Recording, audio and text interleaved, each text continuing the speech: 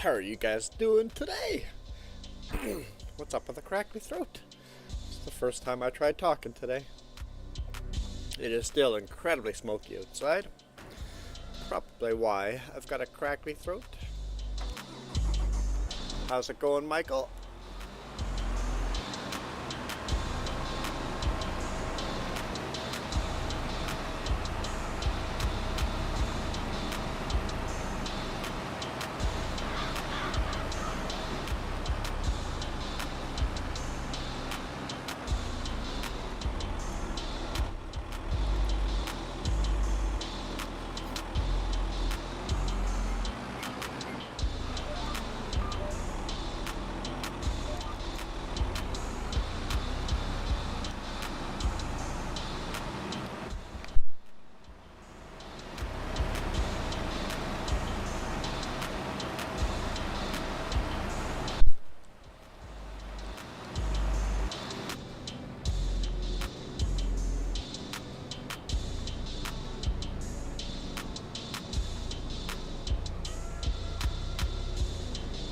That's an awfully square looking rock in the background.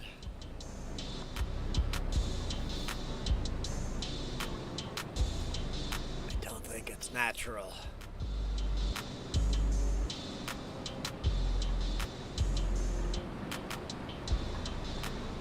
And those beats fill up fast. Oh yeah, I guess it is. Ha ha ha. I see what you did there.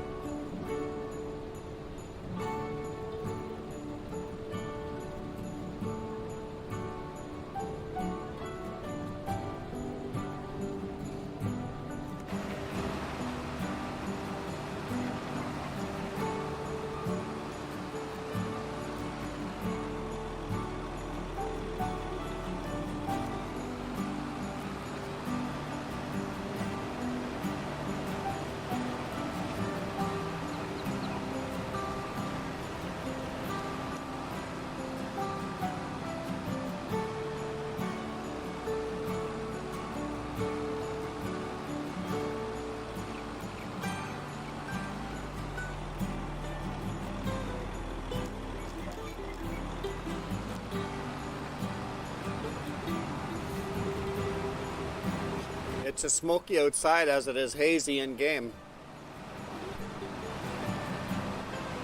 Might be more smoky outside than hazy in game. It's smoky.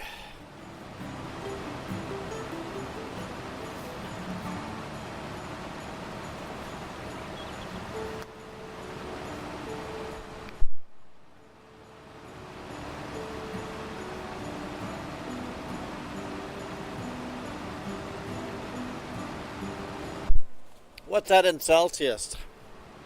37? That's my guess. How good did I guess? It's 27 over here.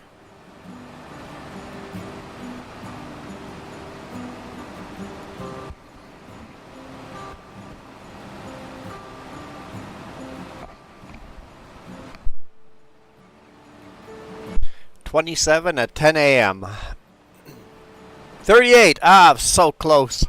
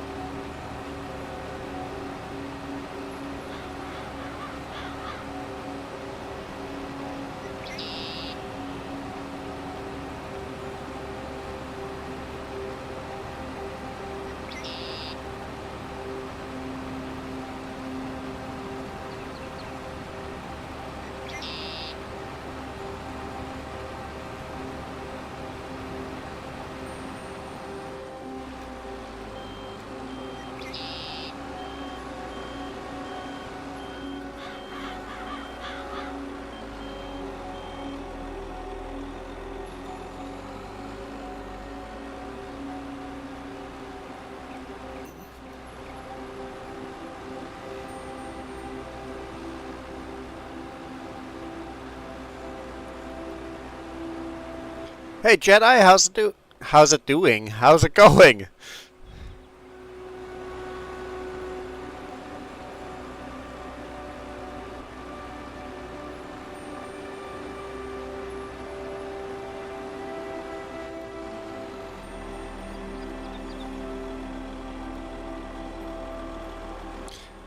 Well, how can it be a storm that came through that's not recorded on record?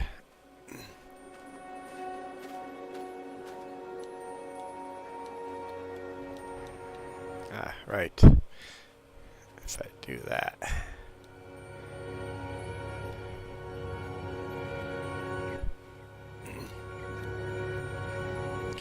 Ah, corn. Where's our harvester?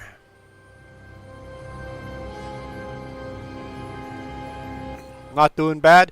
We're doing really good, except for the smoke. It's really screwing with our throats and allergies and stuff. We would be much better if the smoke would stop. Too many forest fires.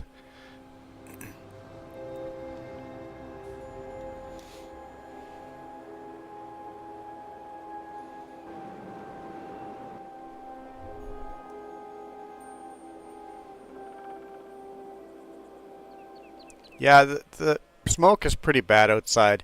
You can see how hazy in-game the game looks? That's what real life looks outside. Just this layer of smoke hanging over us that just won't go away.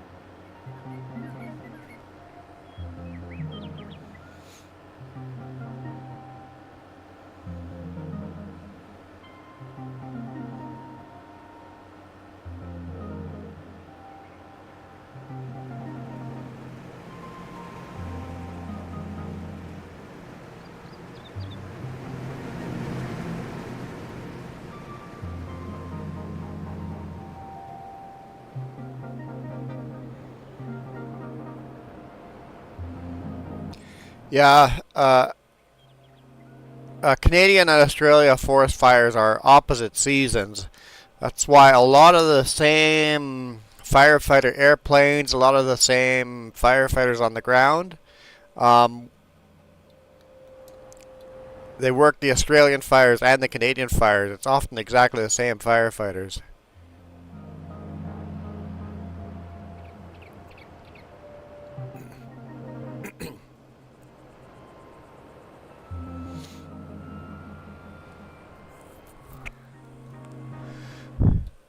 Yeah, the closest fire to us is about an hour away from us.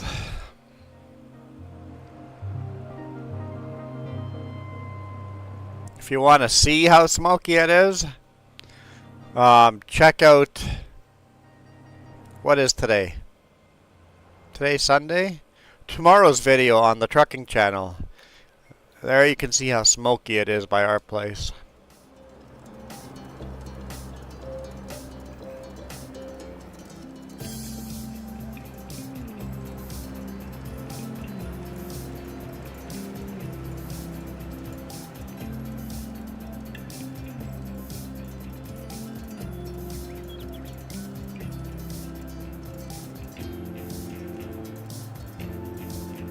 Yeah, our wildfire seems to usually, well, it varies, but it's usually very close to the same time your fire season is. I think yours usually hits a little after ours, depending on storms and stuff like that. You guys pretty much, start with rain storms, thunderstorms, and then switch tornadoes, and then switch to fire season, and then switch to hurricane season in Texas.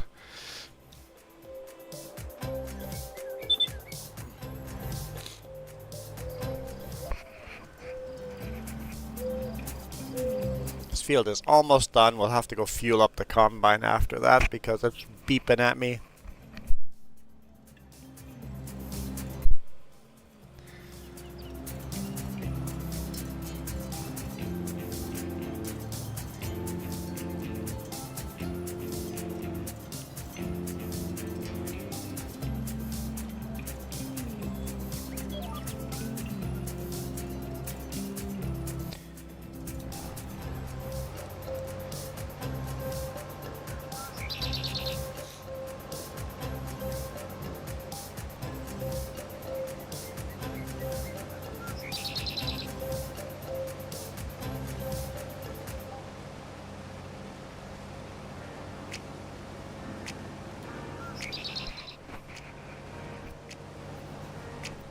I think just this little bit of corn left over here, right?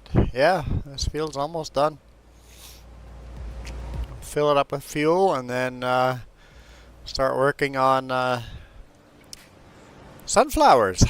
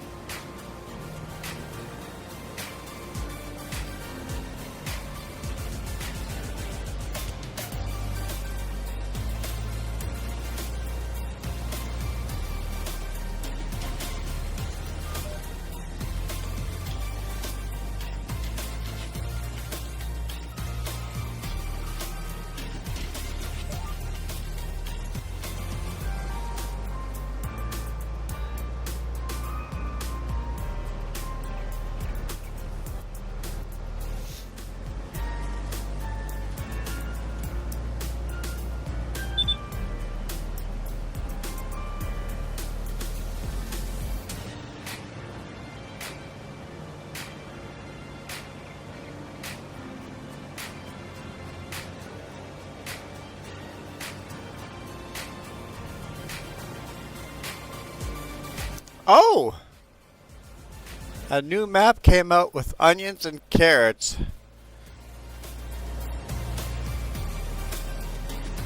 Really?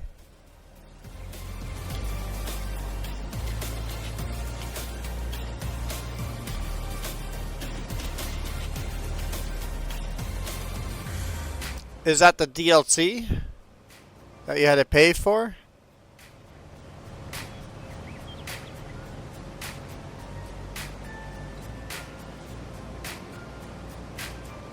No, it's a free map, so someone modded it. So I bet you that that map is not going to work until you have that DLC. The DLC is probably required. Let's see here. Let's go to new window.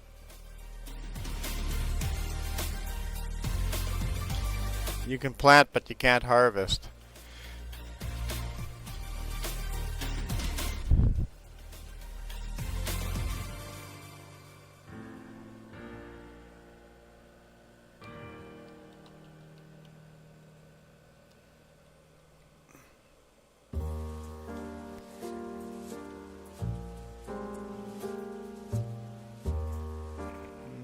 Where would I find?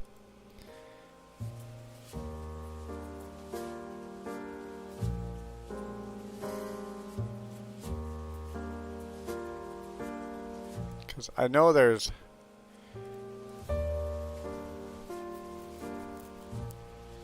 Well, that's useless.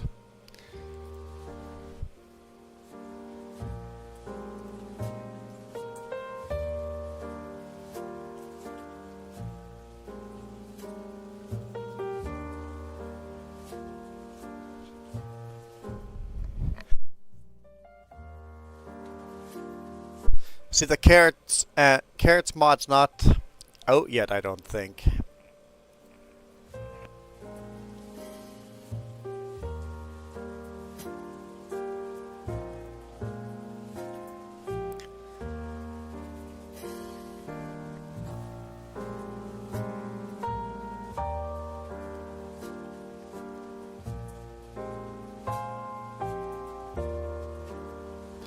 Because I know there's a carrot mod coming out.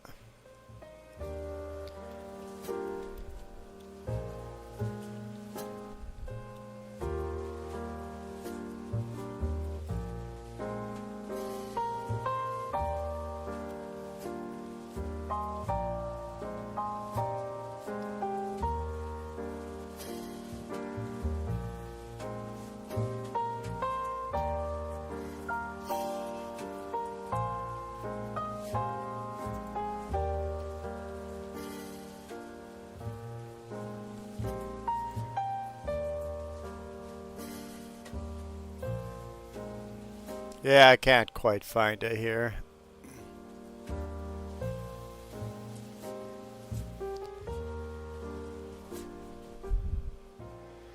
Anyway.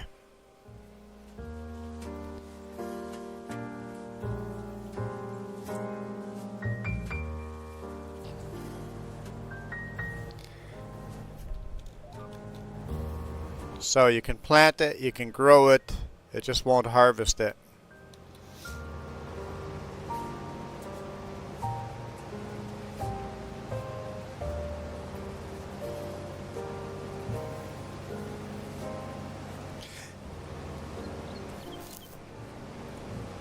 It might be that they've built the map before that mod is out all the way, so parts of it don't work until that mod comes out, till that DLC not the mod, the DLC comes out.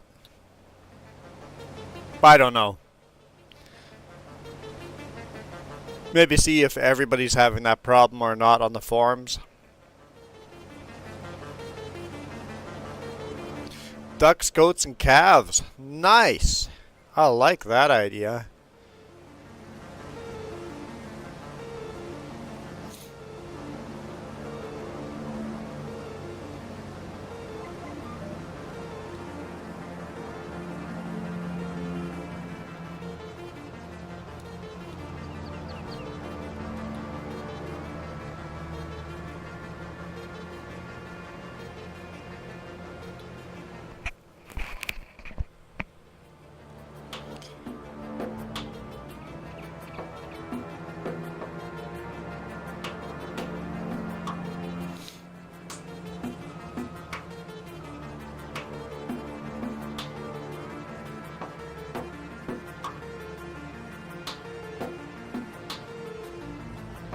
Instead of driving all... well, where is our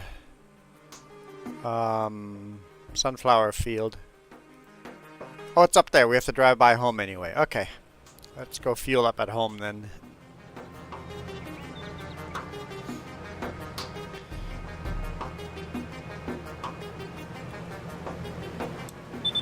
No, wrong button.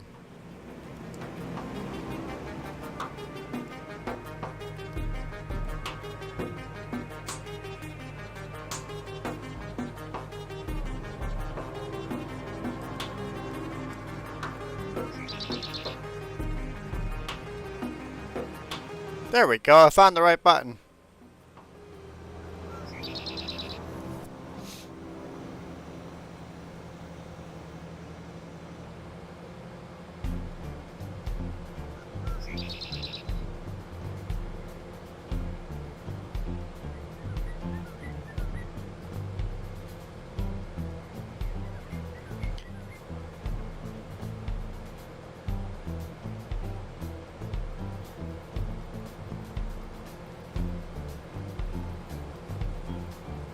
Yeah, I like more crop. I love the idea of more variety of crops.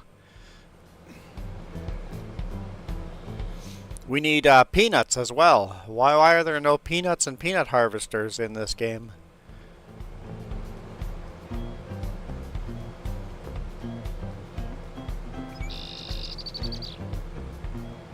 No banana plants.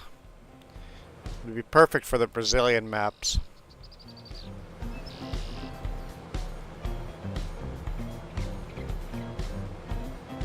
Yeah, we have to harvest that field over there too, but since we have this header on, we'll do the sunflower first.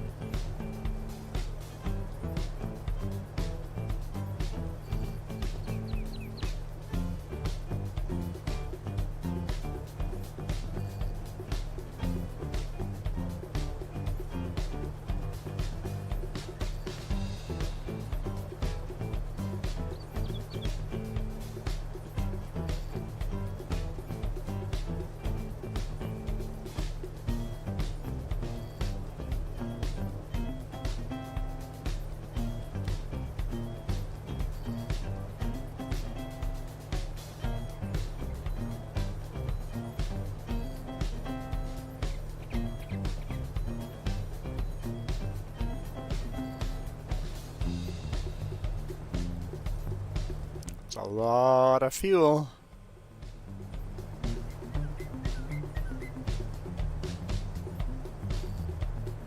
There we go, it looks like it's full. Let's do a grease job on this while we're here.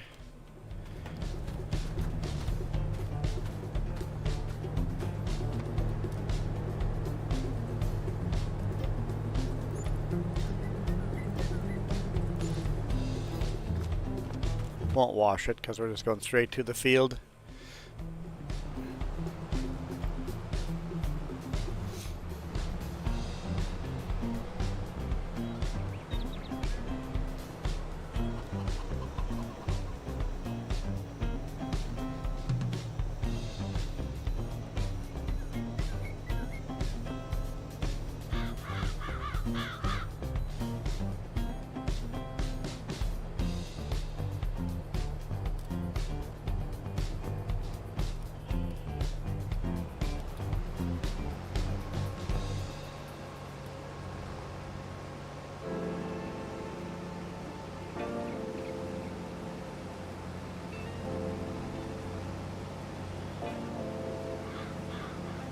Have they officially announced FS25 at all yet?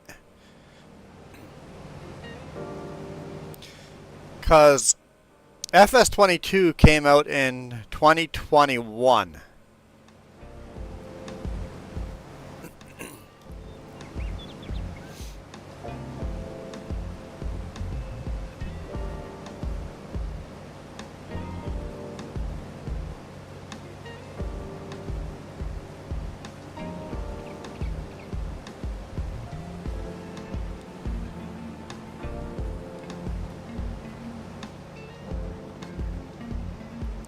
So FS25 at the end of 25.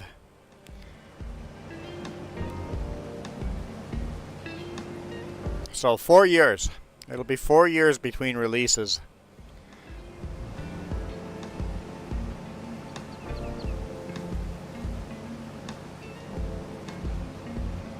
That's much better than 2 years. They were doing the 2-year thing and I wasn't a fan of that. I like the 4 years and having DLCs in between.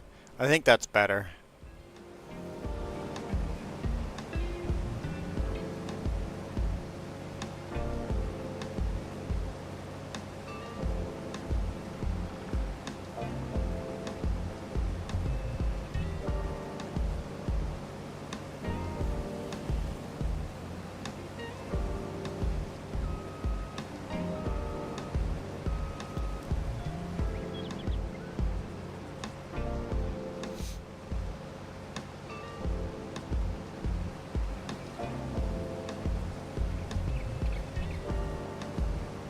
Because the difference between FS19 and FS22 was just not enough.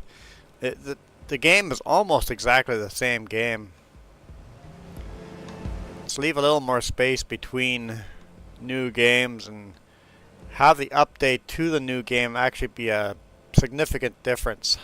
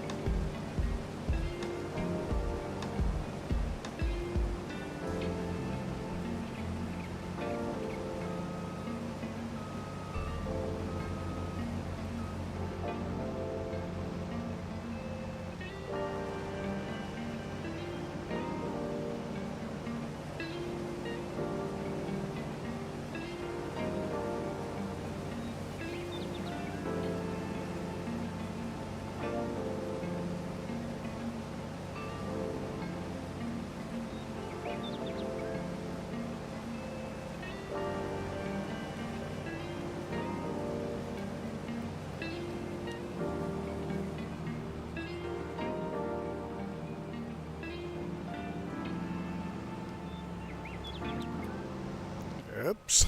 Just hit a tree with a header. That's a great idea.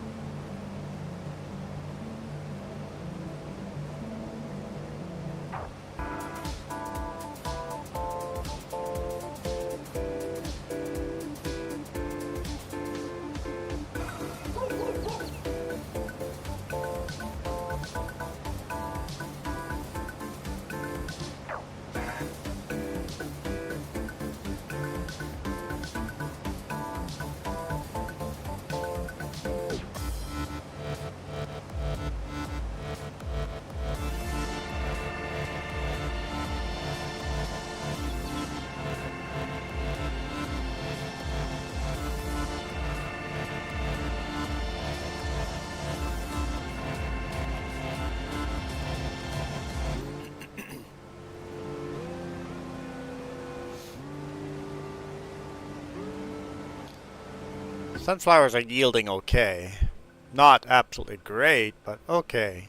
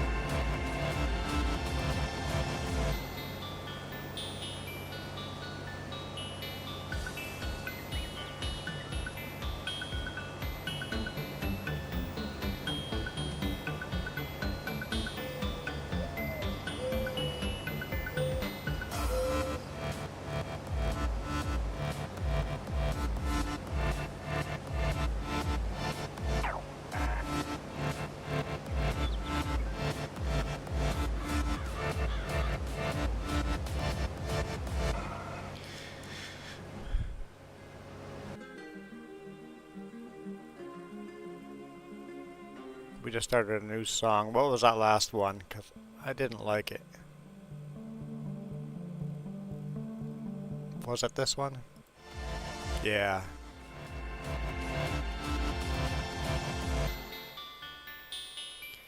Slide or side scroller. I think it was fine until the end. Side scroller.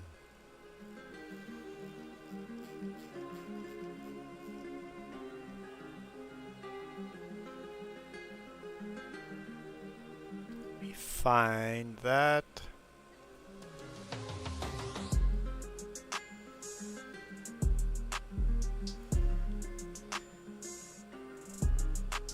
Side scroller, there it is. Deleted.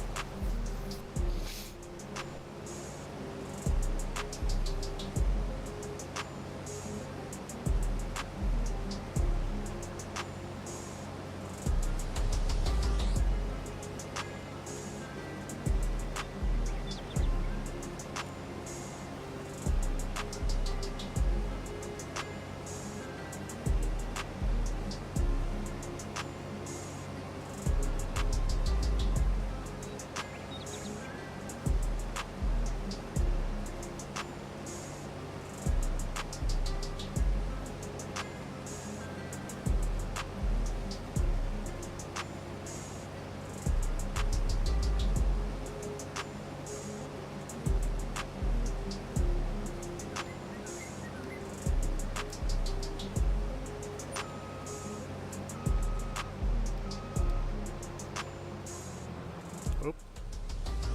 Gotta turn the header on. There we go. That's probably a better idea.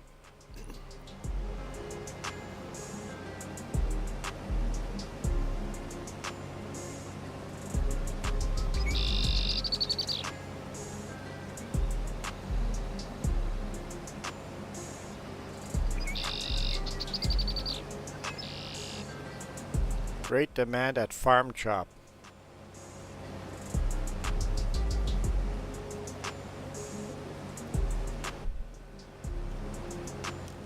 Great demand for what?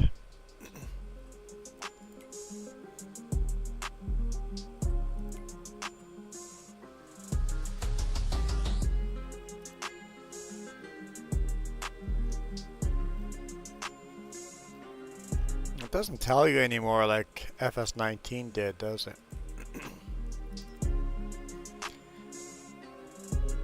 Raisins are a high price. That's it.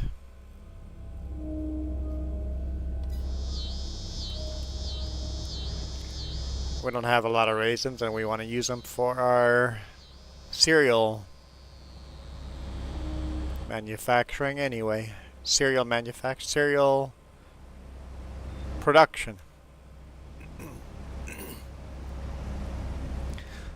Cereal production. Gonna make our honey raisin oats. Honey raisin oat cornflakes.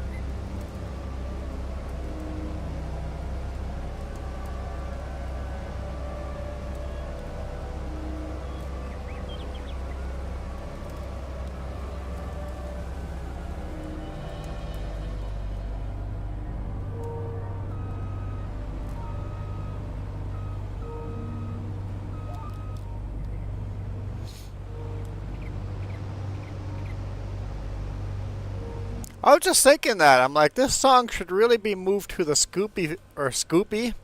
Yeah, to the Scoopy,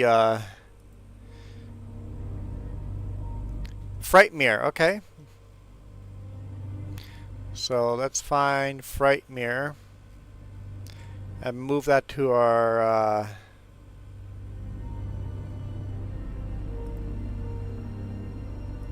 spooky playlist.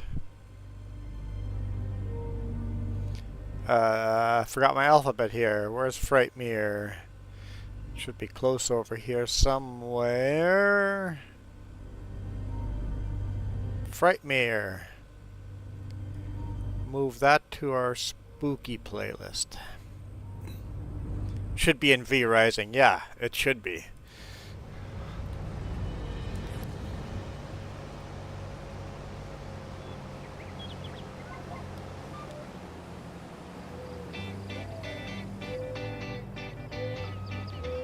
We went to an awfully cheerful song after that.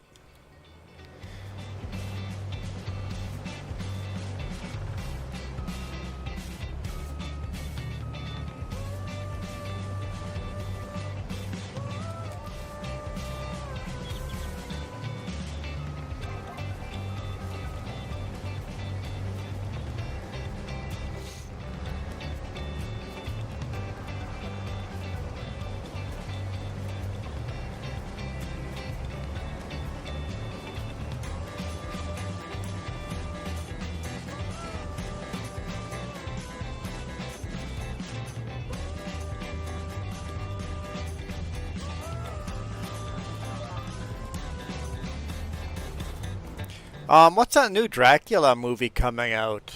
Last Voyage of something? That looked like it would be a okay movie. I've never been a big horror movie fan, but there's every now and then there's a good horror movie that really is quite good. Last Voyage of, I think it's with a D, of a big,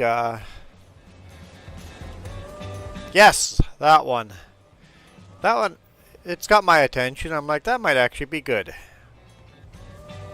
We'll see, but...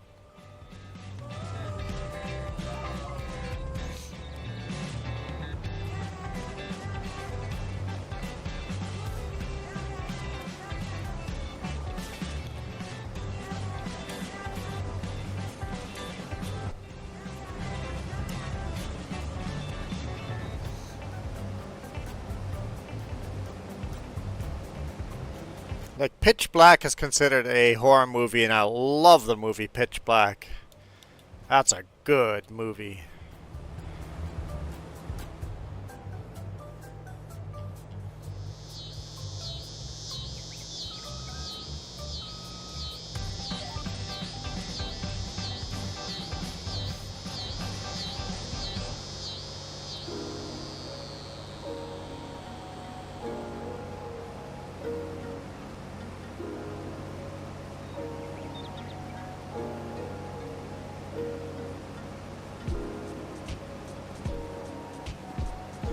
Yesterday I rewatched the newest, the new Blade Runner movie. Rewatched it. Just in the background while I was doing other stuff. That's a good movie too.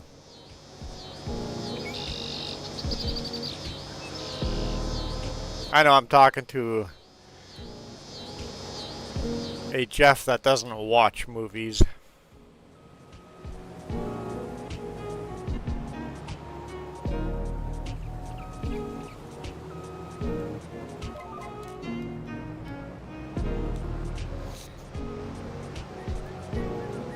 Hey, we didn't have TV until I was in high school. I'm making up for it.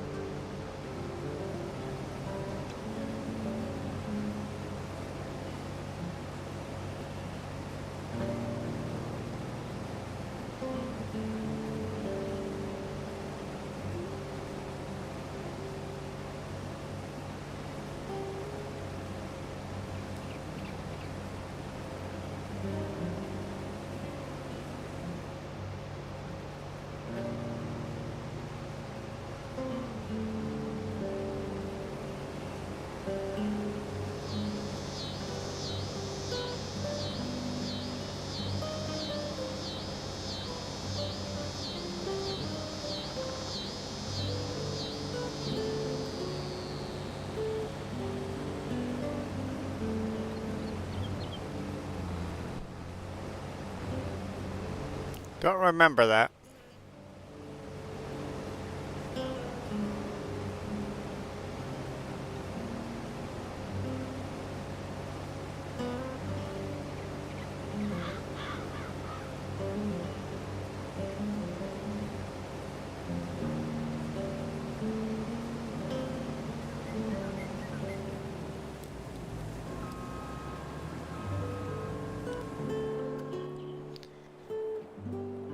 The Hateful Eight?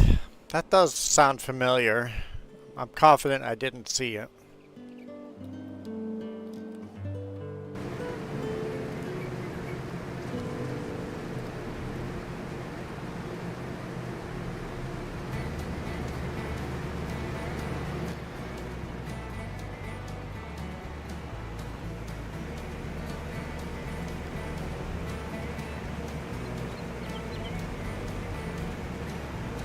So those are full.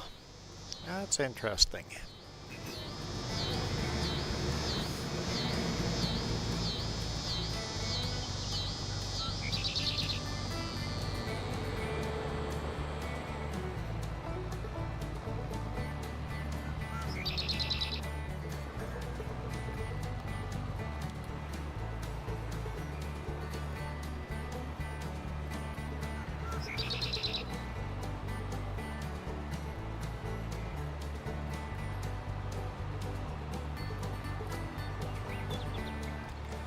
Yeah, like I imagine on a small sailing vessel,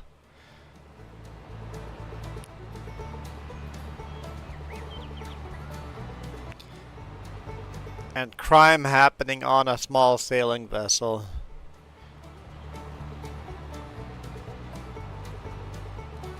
It should be pretty easy to figure out who is doing the killing.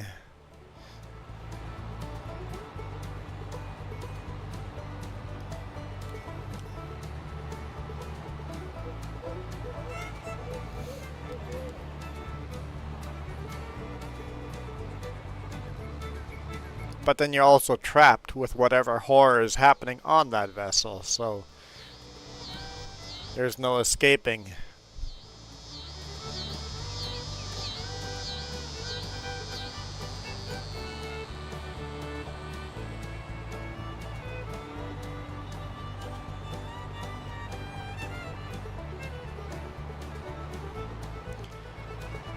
Armed troops on commercial container vessels? Are there armed troops on commercial container vessels? We're talking about the last voyage of Demeter, and we're talking about the Hateful Eight.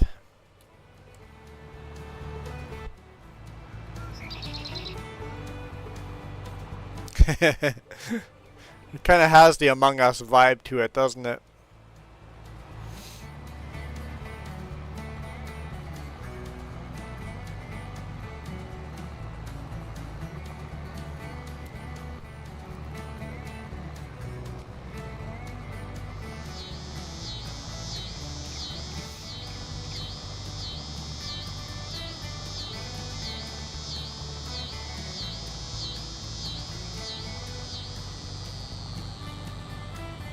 I don't think I've seen the Hateful Eight.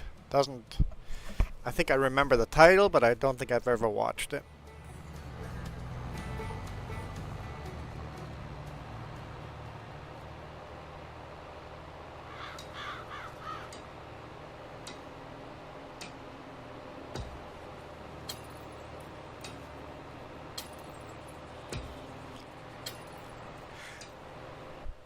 Yeah, we rarely go to the theater. It's got to be something really good, something that stands out to go to the theater, watch a movie. We recently went and watched Oppenheimer in the theater.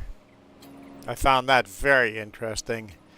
I think I found it more interesting because I watched a lot of documentaries of Oppenheimer before watching the movie. Where am I going?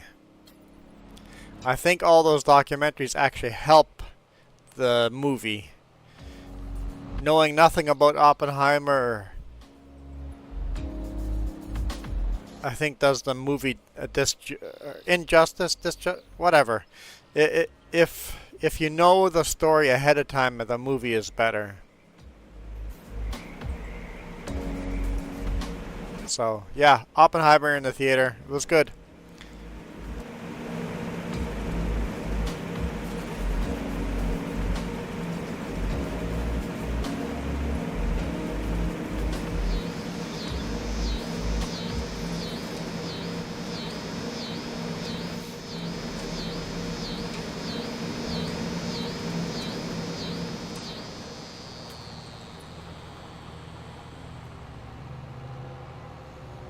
Napoleon? I've seen some trailers.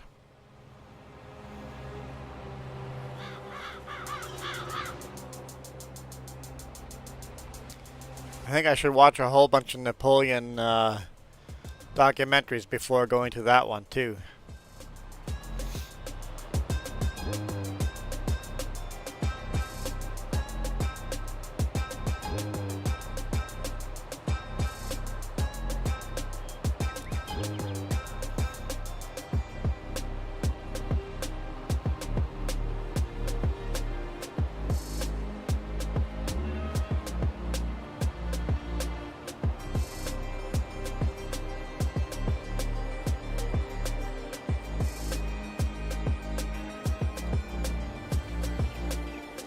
Oh yeah, make a last minute decision and almost take out the power line pole.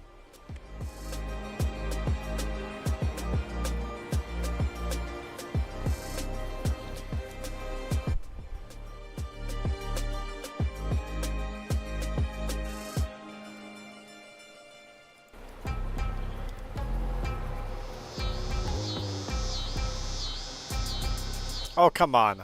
Apparently I have to lower the pickup to pick up the grass on the road. And the answer is yes. Yes, this tractor does boogies pretty good on the highway. Well, roadway.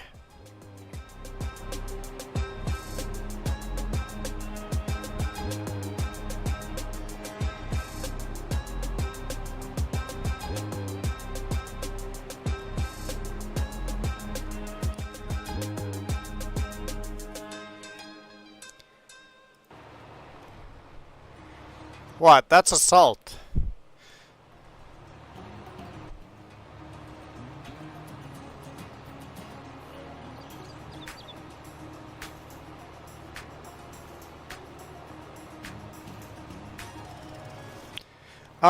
Tractors don't have suspensions in real life. It's a solid axle. The front axle has a swivel, so it can swivel left to right. It looks like this one has a suspension. But the rear axle is solid. You get your suspension out of, well, that's a piston for the, yeah, no suspension on there.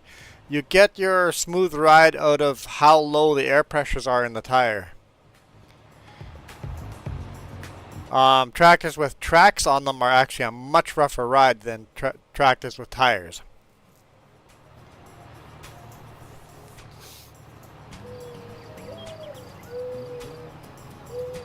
On the road. In the field, the tractors with the tracks on them are smoother than tires.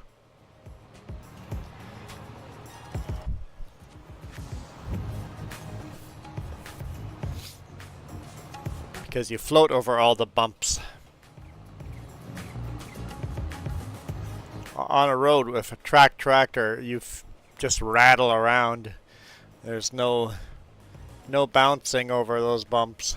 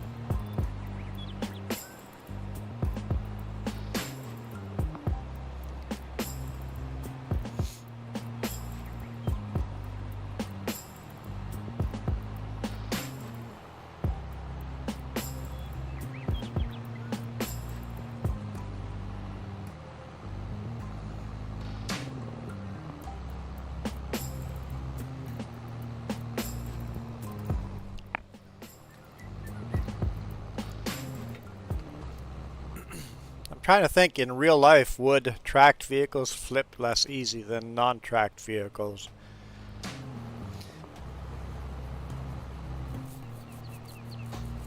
Tires have more flex and bounce to them than the tracks. They're a little more solid. They wouldn't give as easy. So as long as the footprint is the same size, tracked vehicles probably would flip less easy than tired vehicles.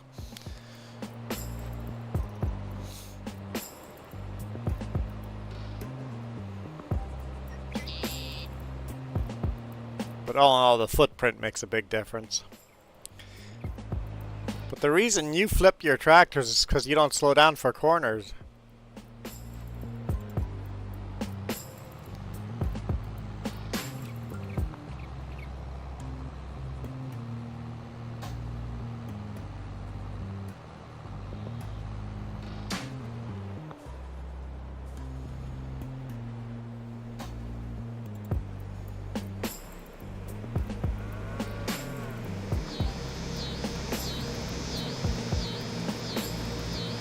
Never operated an excavator.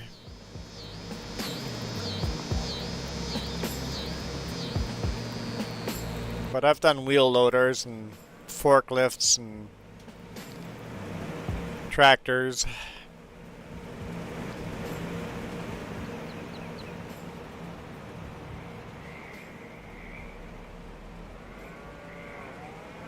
I think I'm finding grass collecting boring, so we'll just jump over to another job for now.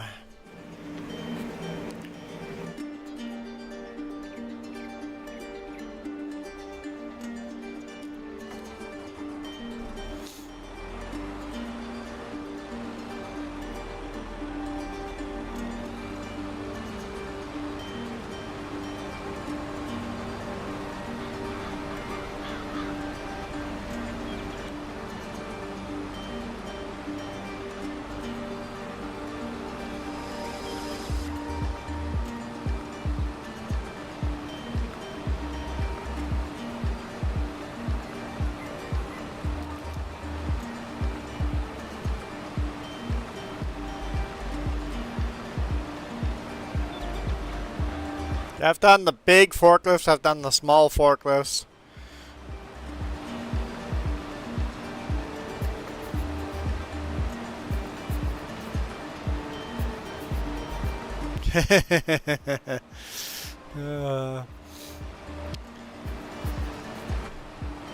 I remember me and my partner, we worked night shift together, and it was literally just the two of us working night shift, sandblasting. And we would use a big forklift to move semi-trailers into the sandblast booth. And I'd always be moving them. I had a new partner that came there after me, so I always moved them. And one day he just goes, "Hey, can I run the forklift? I want to try it." I'm like, "Yep, no problem." Let him run the forklift, destroyed a semi-trailer. And then he let me run the forklift again the rest of the time.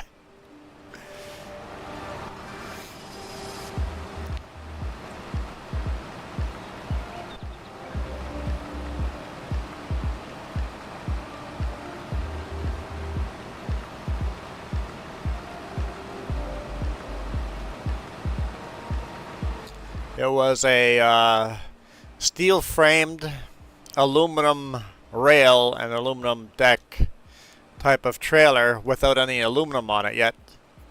So it was just the steel frames with all the support angles on the bottom, the 45-degree angle going to the edge of the deck. Those were steel and they were all sticking out, and he knocked every single one of those support angles off of the trailer. Or bent them to crap. He's like, "Okay, I don't want to drive forklift anymore."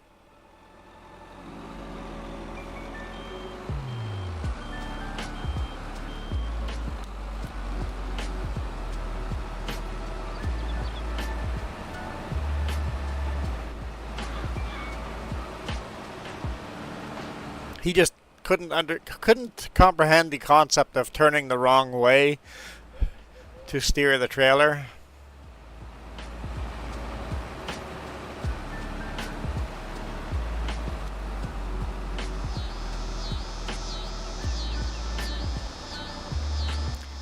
And honestly, it's quite a bit easier than backing up a trailer with a big rig, because a forklift has a great turning radius.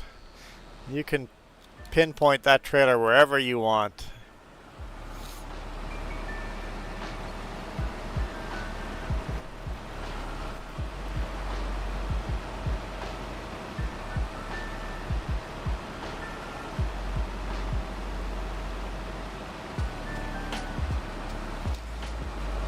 I tell people to forget what your truck is doing.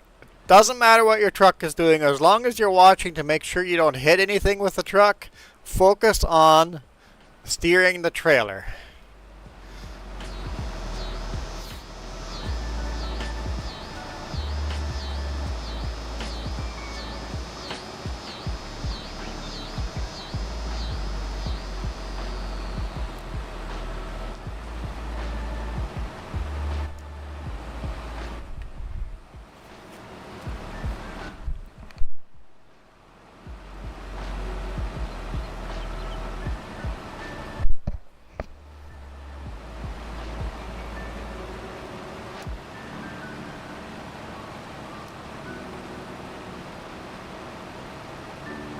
I've backed into places where they're like, I don't know if you're going to be able to back in here. And I'm like, let me try. We'll see how it goes. And I'm working at it. 5-10 minutes. Get through the hardest part, and I'm almost there. And they walk up and go, you know what? Well, let's try something else because this isn't working. I'm like, dude, I'm almost there. I'm done. We're there. We're good. I've got everything finally lined up so I can just shoot right in. It looks like I made no progress, but it was all about aiming that trailer in the right direction. So we're there. Don't worry about it, man. We're there. The hard part's done.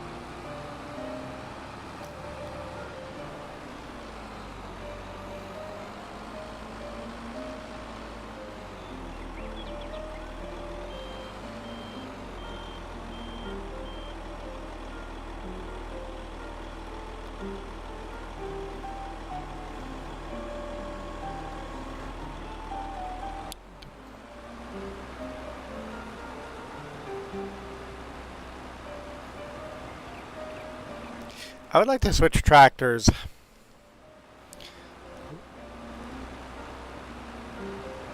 With the two carts I have. I think the grain cart tractor is narrower wheelbase, and it'd be a little easier with.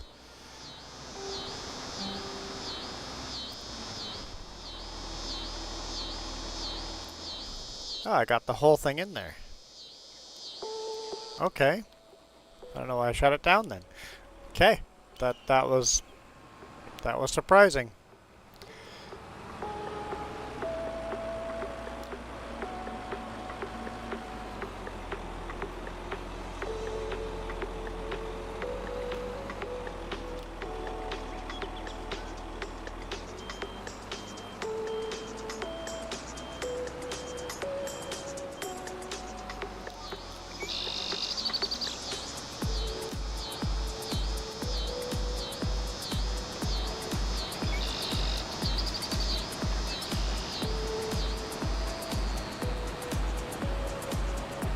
Such a huge beet harvester, it's crazy, I love it.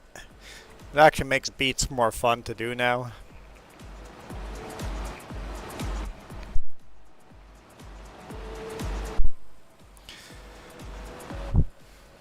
Okay, Michael.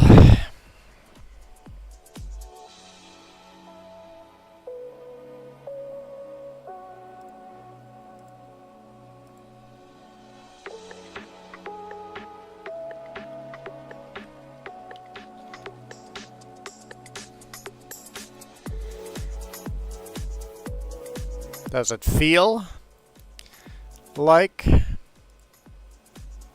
106, or is it actually 106?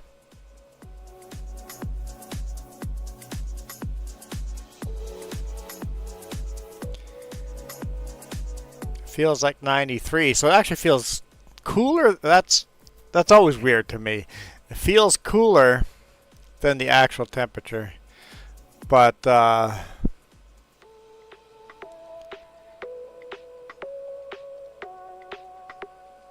I'm not getting the same temperature you're giving me.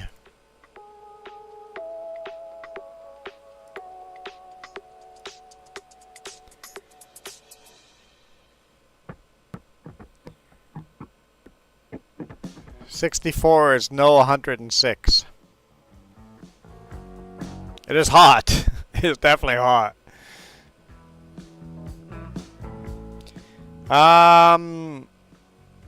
Chihuahua here. 10. I don't believe you.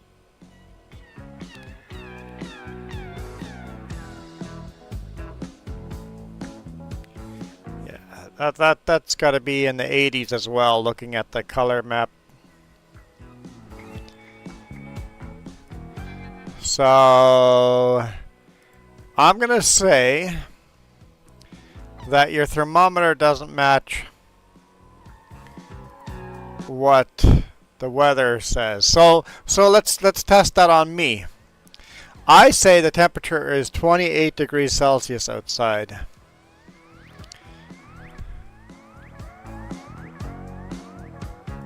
What kind of map is this?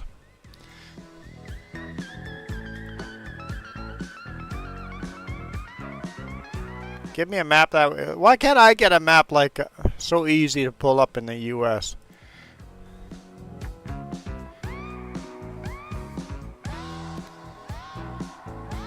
Vernon is close to us. That's 29. I said 28. So just because you're giving me a different number than the internet says it is, doesn't mean you're lying to me. But you're lying to me. Why can't I not get a... In the US it's no problem. I guess I'll just type in Penticton temperature. I said 28. The airport says 27. So I was close.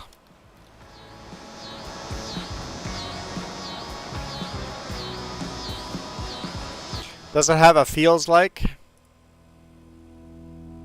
It doesn't have a feels like.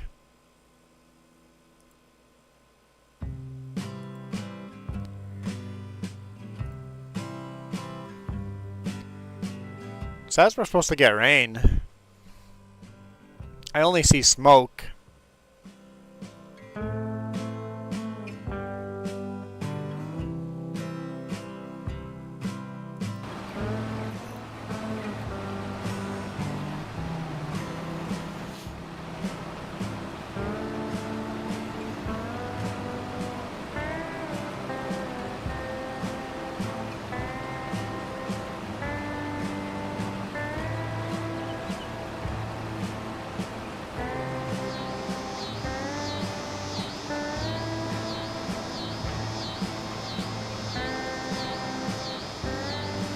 Well, we are bone dry over here, so it should feel dang near negative temperatures, but it doesn't, or it isn't.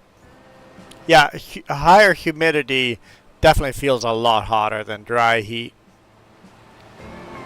The thing is with dry heat, though, the air feels a little cooler, but you touch any kind of metal, and you're going to burn your fingerprints right off your fingers. It's a different type of heat.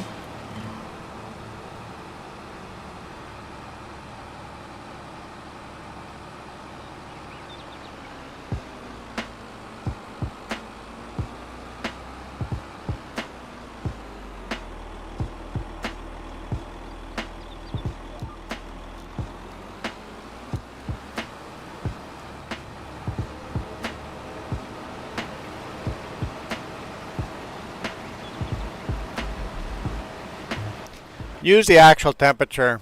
Only Americans do feels like. That's not true. If you live in the prairies in Canada, if it's minus 40 degrees Celsius outside, we'll usually go, temperature feels like minus 55 degrees Celsius. Because you have the blowing wind just cuts through you. You need to know the feels like so that you don't get frostbite. So in the winter, in the prairies, Canadians will do the feels like temperature with the wind, or we'll call it the wind chill temperature.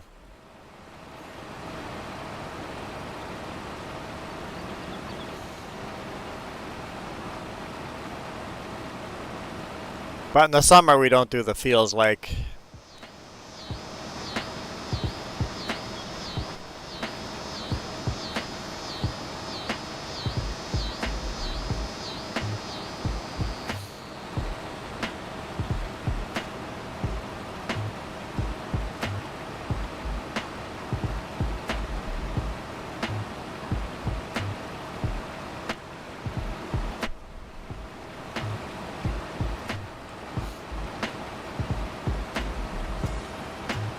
The thing with thermometers is that they are highly inaccurate when you have sun beating directly on them. The thermometer picks up the surface heat instead of the air temperature. And that's why you can't really rely on home thermometers if they're sitting out in the sun.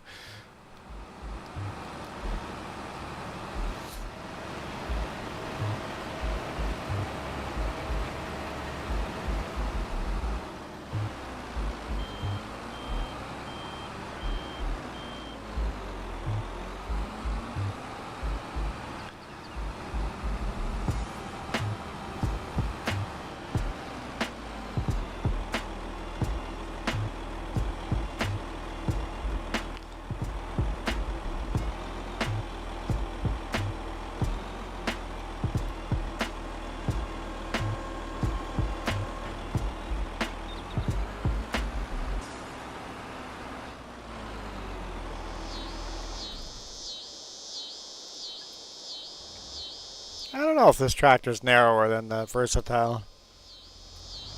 We'll go find out.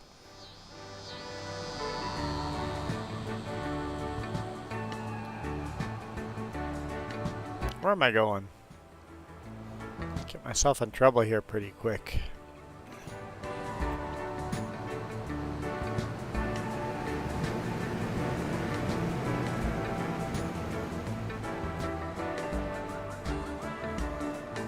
I don't think this cereal factory will take a lot of corn. It'll maybe take a little bit.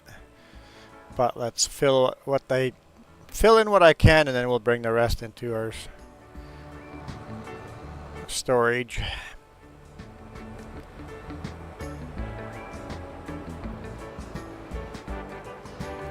That's it.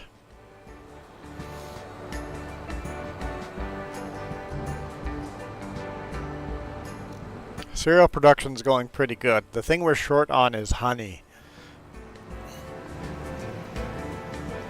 We do. Place some more beehives.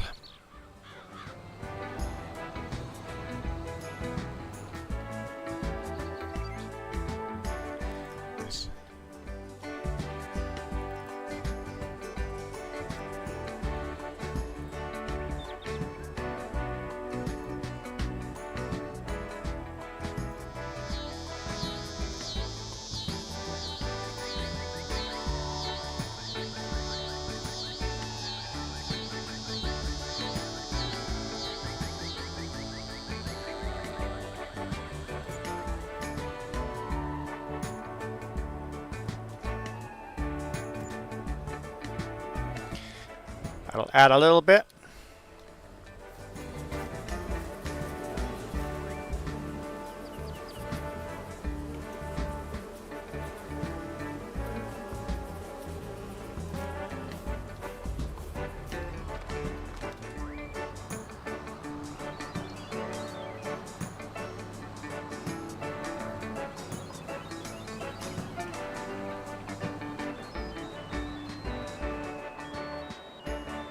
Here, let's just look at the tractors and see if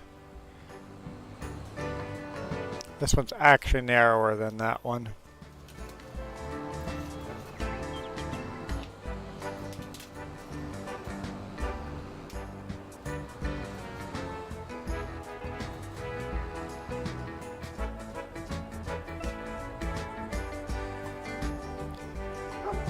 A little bit, not much.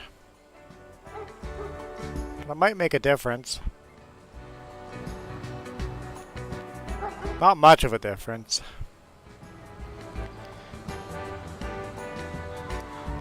Almost need to get this or just take the duals off. Run singles instead of duals.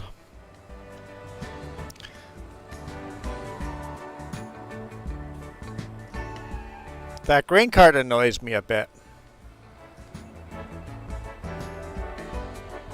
The speed of the track rolling. Seems okay here. Maybe it's just an illusion. Yeah, it might just be an illusion. As we go faster, the track looks like it's not moving fast enough. Now, if you look at the dirt coming across, it's definitely not moving fast enough. The track needs to be moving quicker.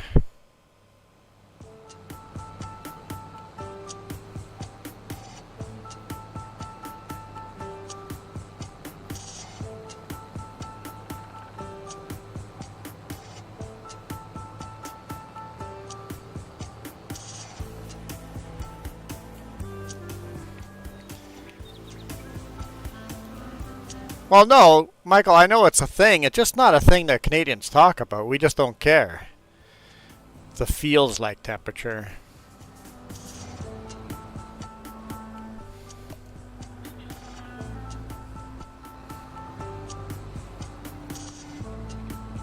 Ah.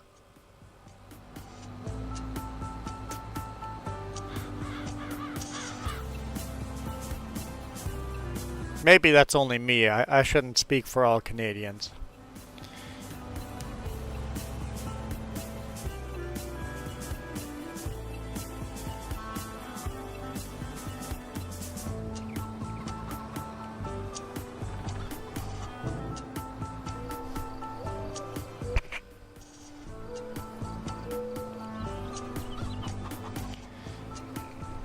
Okay, you know what? Maybe we do. But we always say feels like. We don't just give the temperature of the feels like. If we give the temperature, it's what the actual thermometer reads.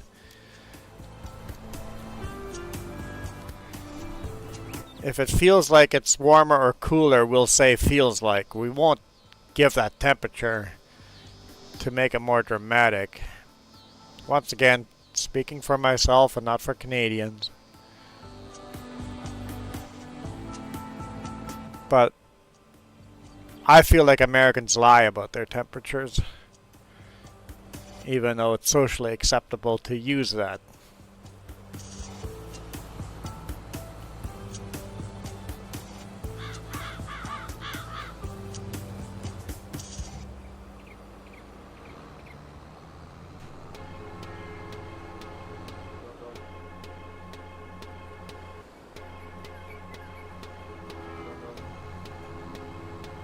Sure you are. You're lying. You're deceiving. You're misleading. You're lying.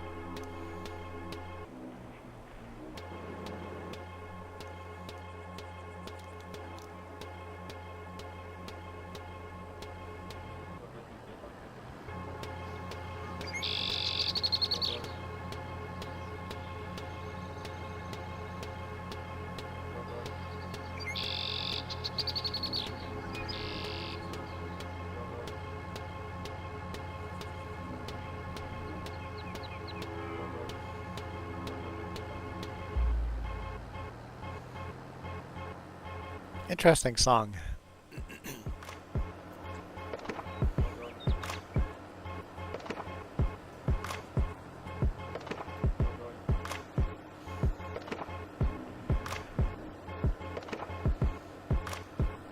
We'll trade tractors here and see how that goes.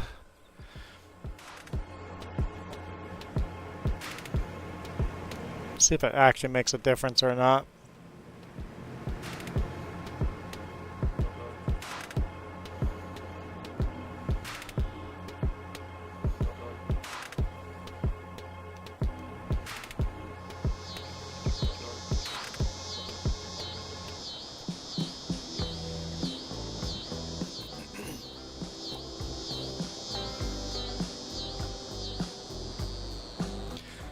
Well, shoot. That's a new problem. We have more sugar beets than the factory takes.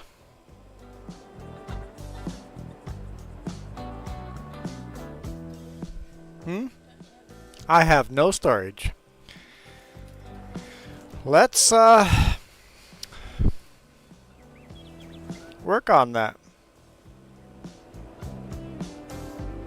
How much is that going to cost us? Do I even have that mod on here?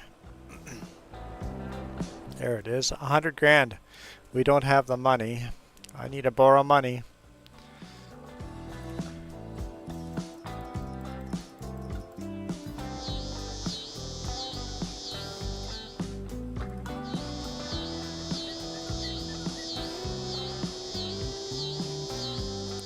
Alright, where are we gonna put it?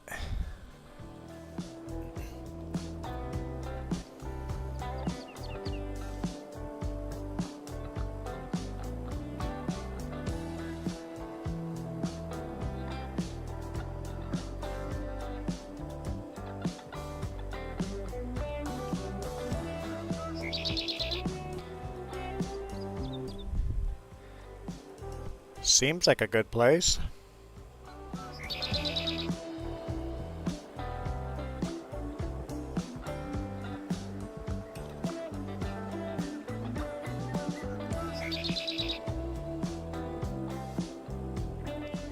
Be alright to bring semi-trailers with. Get front and behind the rock.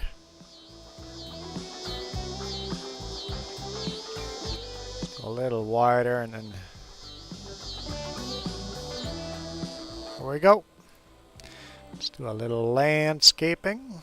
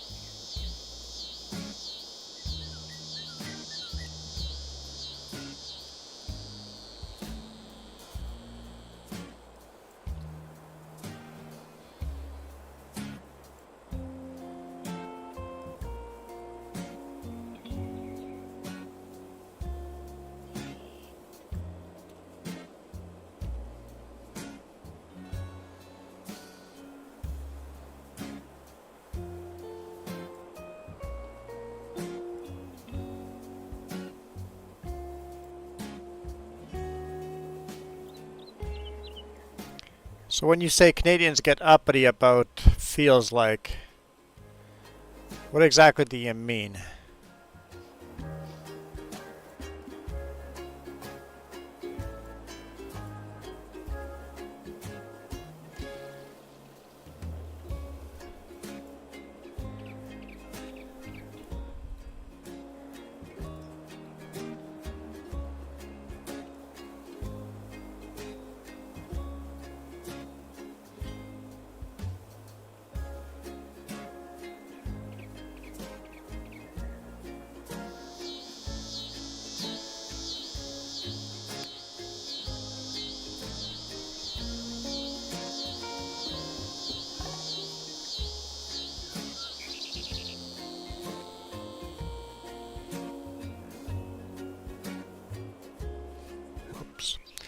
Bit of a slip of a finger.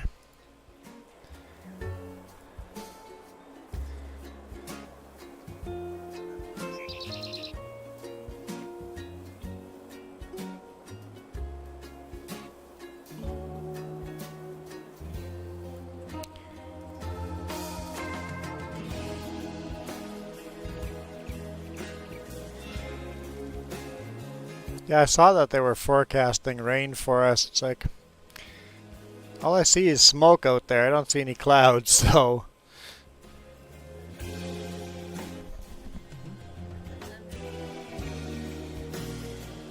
Yeah, could be bad for the forest fires with the lightning.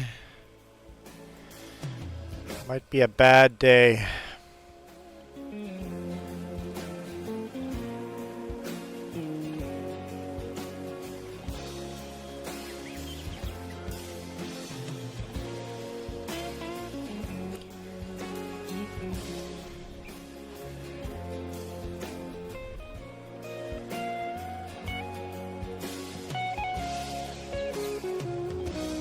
Okay.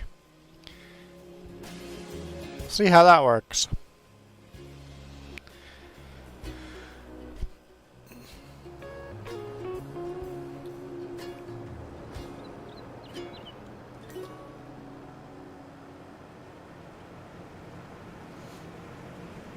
The track to this size going through there should be interesting.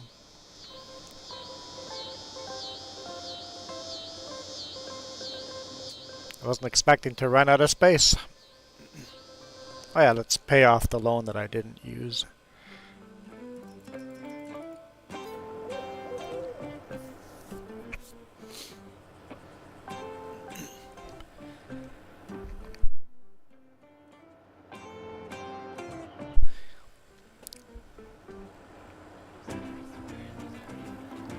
Yeah, the thunderstorm risk in all the places where the fires are. Yeah.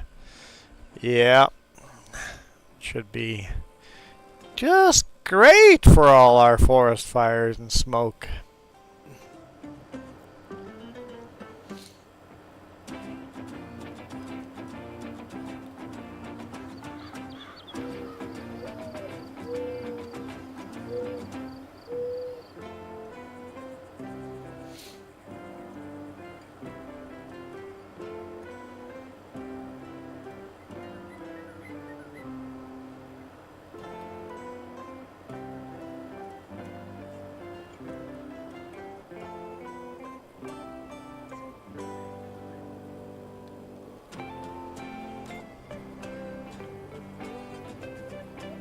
So we're too close.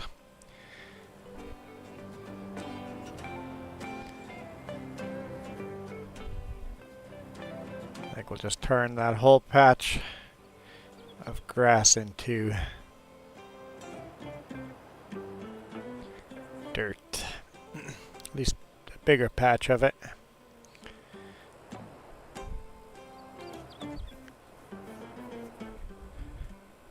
Oh, no way.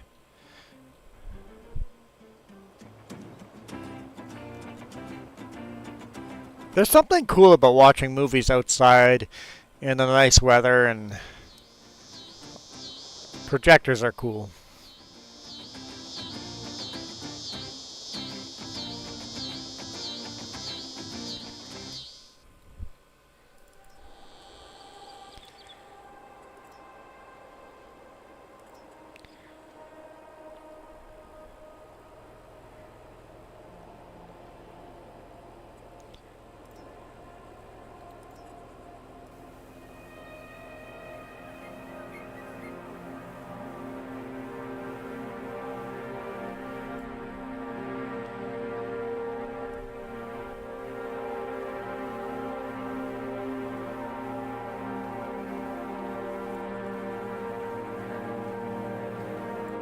Just leave a little patch of grass.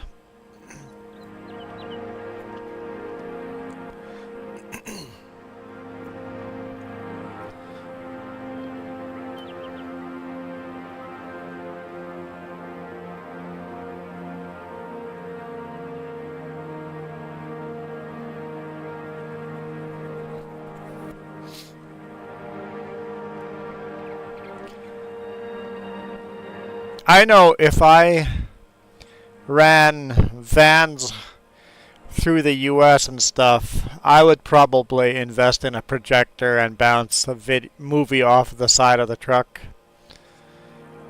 Because in the US, you've got that extra 2 hours you have to take off. It'd be a perfect time to sit back, relax, and watch a movie.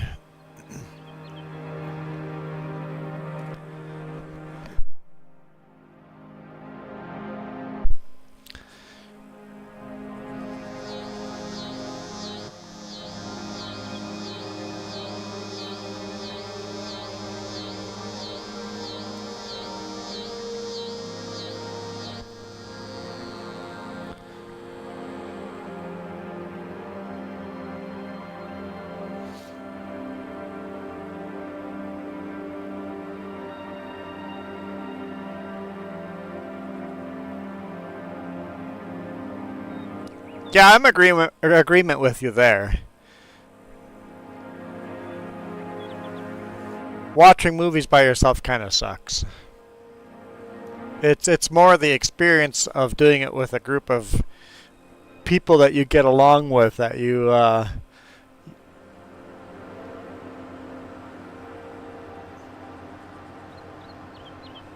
it's a good experience. Just watching the movie kind of sucks. Watching the movie and having the experience together, that's where it's at.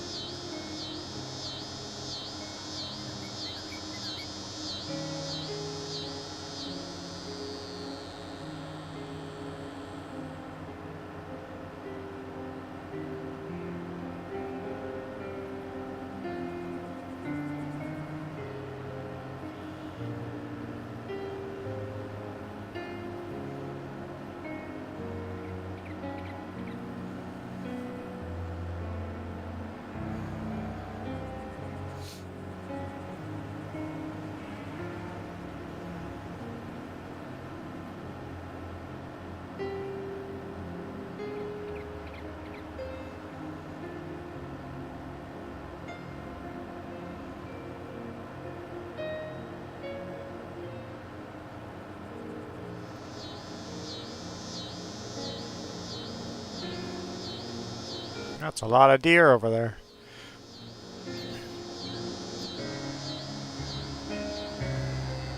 I almost said, oh dear.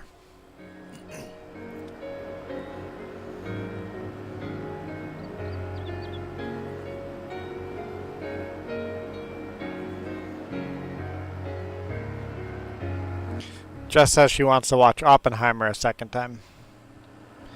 She was literally typing, stopped typing after I said that. Looks at me and goes, "Stole my thunder."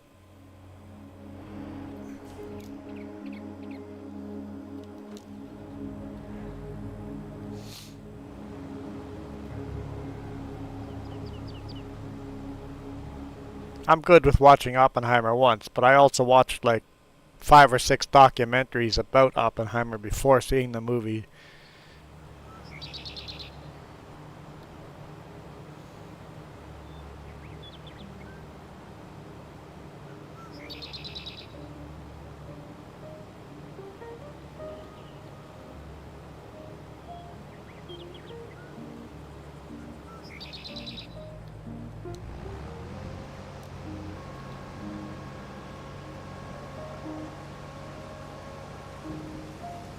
The movie's really more about how poorly a hero was treated after the fact.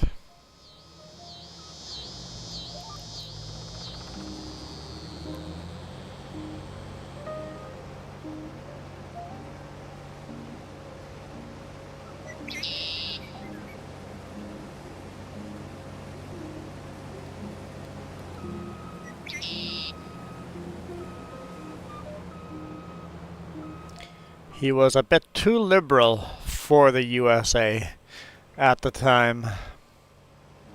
Hey, in fact, he'd still be too liberal for the US today.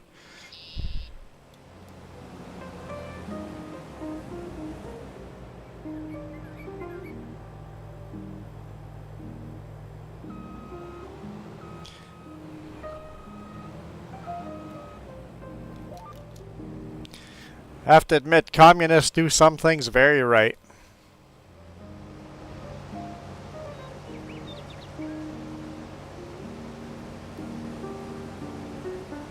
I think communism works on a small scale. Isn't essentially a Hutterite community, an Amish community, a communist community?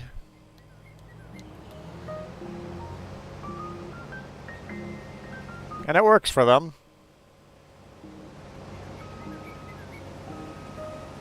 I mean, there are differences, but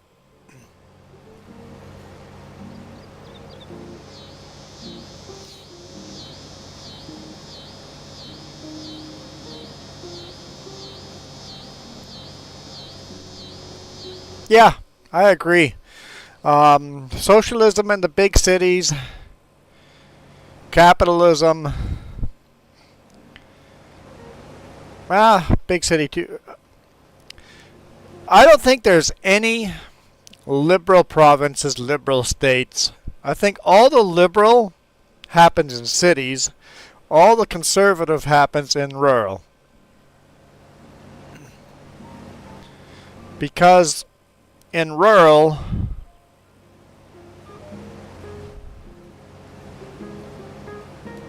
you take care of yourself. In cities, you rely on each other.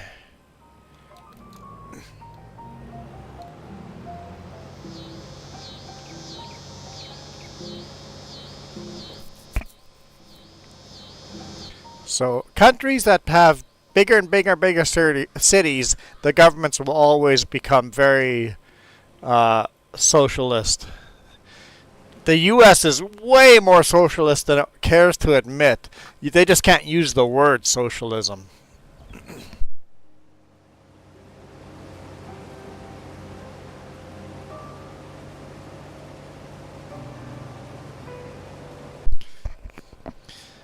They want the things that socialism brings them, but they don't want to actually use the word socialist.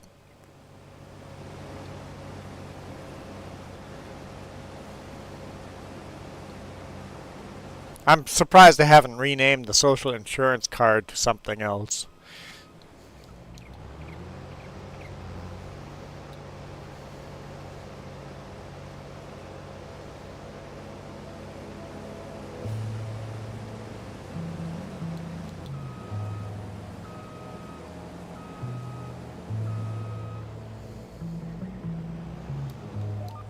Social security number? There you go.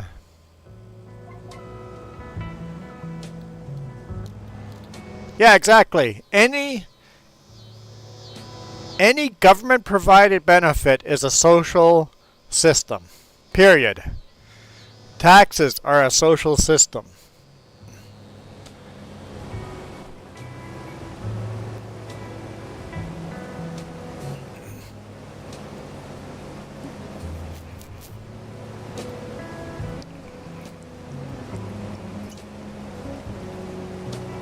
But for some reason in the US, they don't know what the word social means.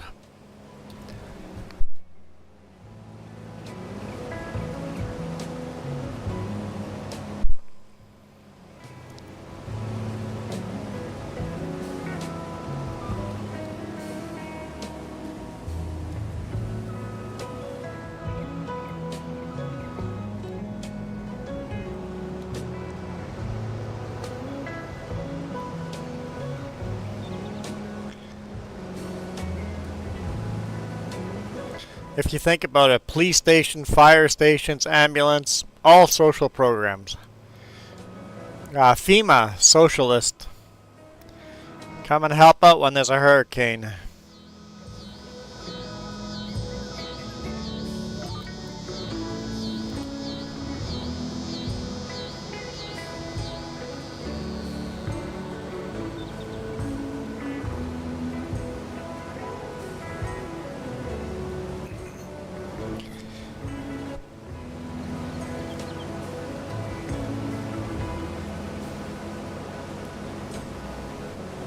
Funny thing is, in Manitoba, our fire department was not super socialist.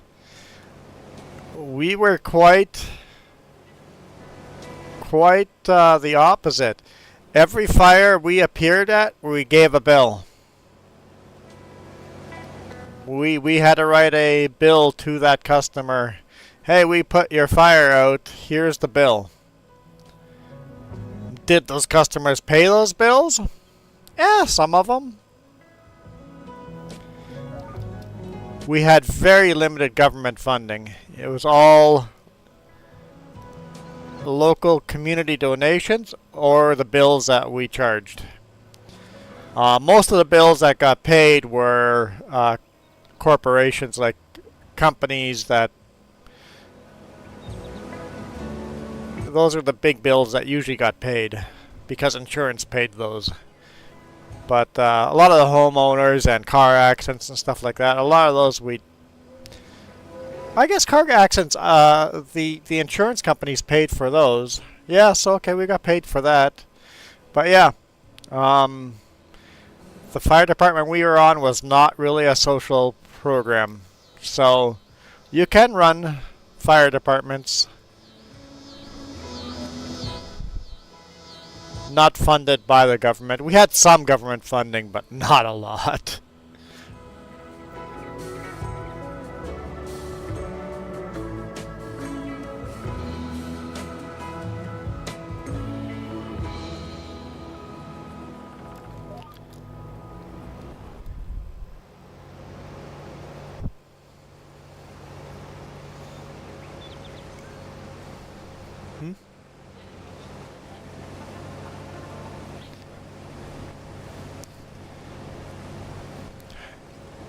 You just post... Did you do a link? Oh, right there. Oh, yeah. So, 765,000 players are currently playing Baldur's Gate 3. Is that a record?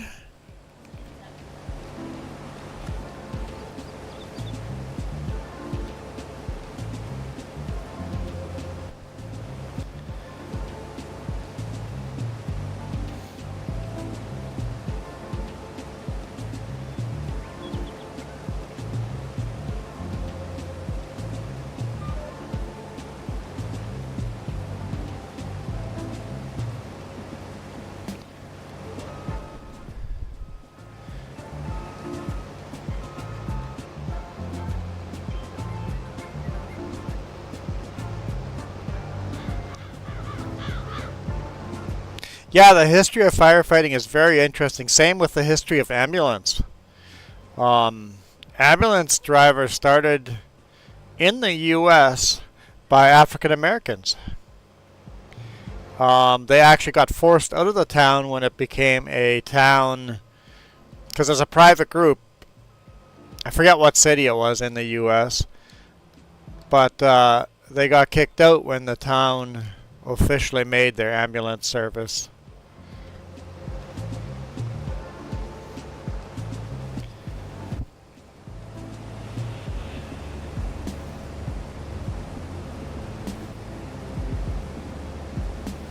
Yeah, the Baldur's Gate is definitely a craze. Everybody jumped onto that ship, including ourselves. It's just such a different game play style. It has like RPG... Yeah.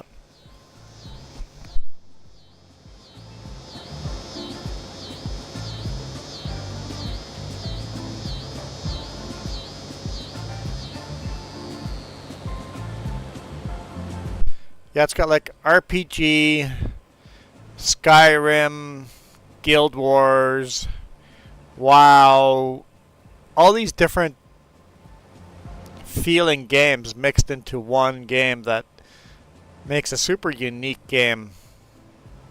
And very adult if you want it to be so.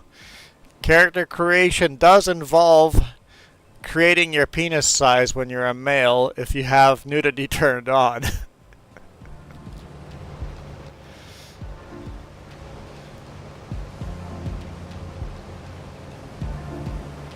It's an expensive game, though.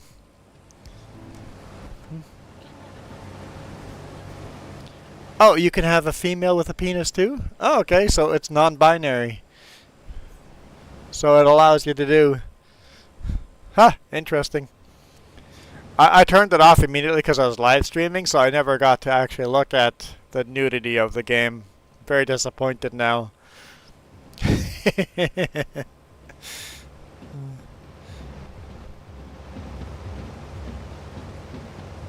Apparently, somewhere in the game,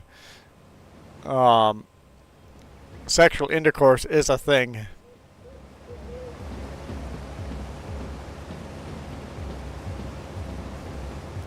So it has it's such a different game, but it's definitely an adult game, like a horror adult game.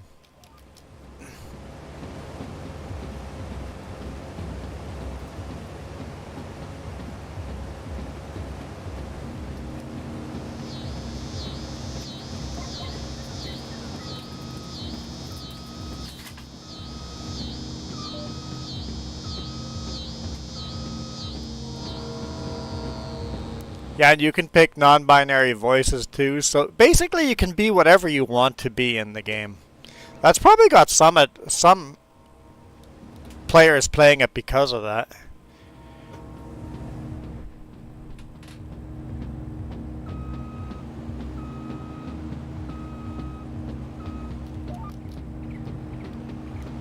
%. I think I can make it back up.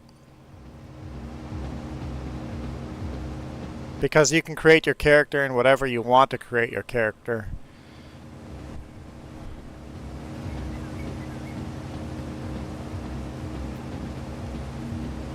I'm not leaving those poor sunflowers alone there. Probably doesn't make much of a difference to the actual harvest, but poor sunflowers.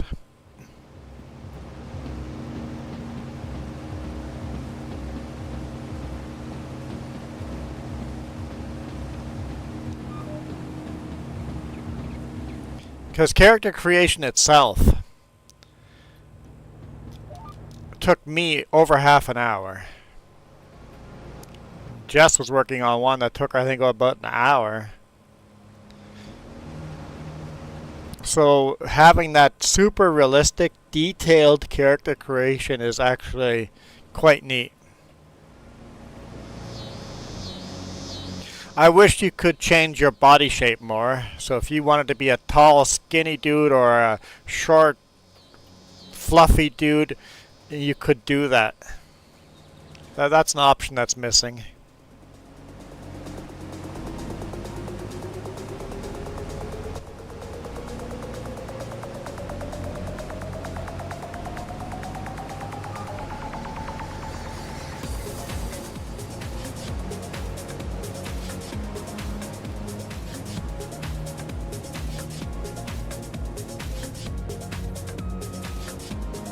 Because I think if you had that option, you could almost make yourself in the game.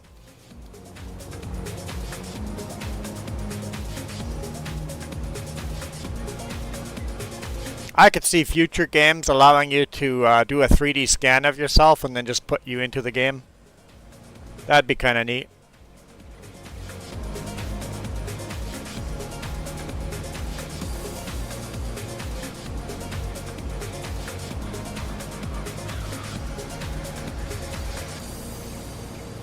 Enter the metaverse. Yeah, the current metaverse is nowhere near that, though.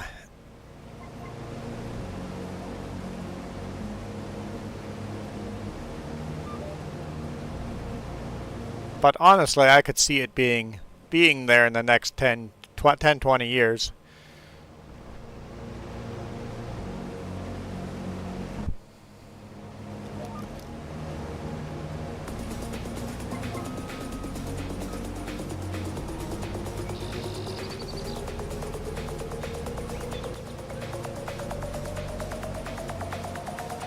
Upload yourself, and the virtual reality is the world where you actually do most of your living. Ready Player One.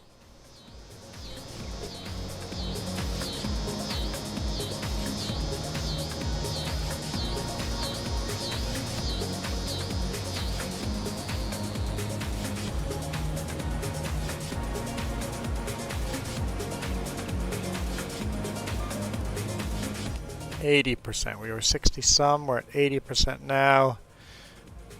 Whew. I should have been doing more math here. Let's risk it.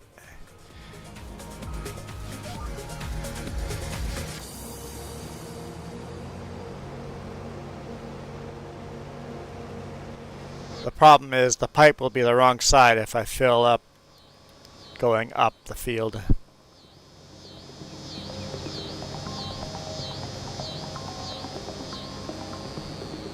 I guess they're working on that, right? Linking us in with computers, having computers in our heads. Yes, Elon Musk projects. Yep, they're working on stuff like that.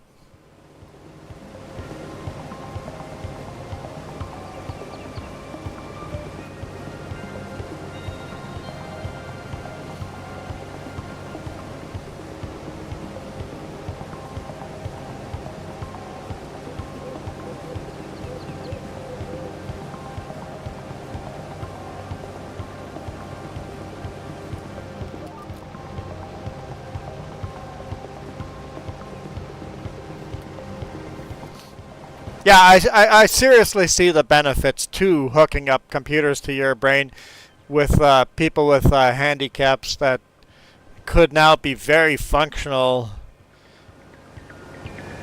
as where they couldn't before. I love the technology for that.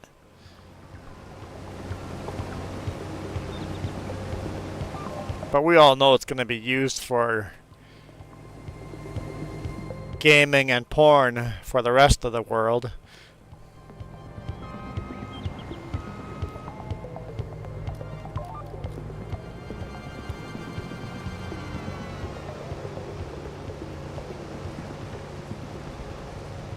Yeah, people's names pop up. Yep. I like the idea of not VR.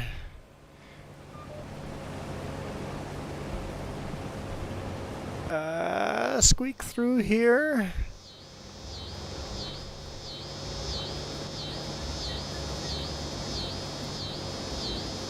Yeah, not VR, but augmented reality. Yes, I love that idea. Wearing a pair of glasses that pops up street names and that gives you Google Map directions as you're walking through town. That tells you what time that restaurant opens. Just small little things like that overlaying. I love that idea.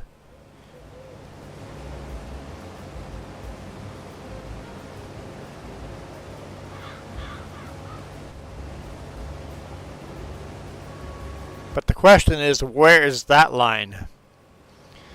As you're walking down the road, you go, ooh, that guy's got a bad criminal record. That person's a socialist.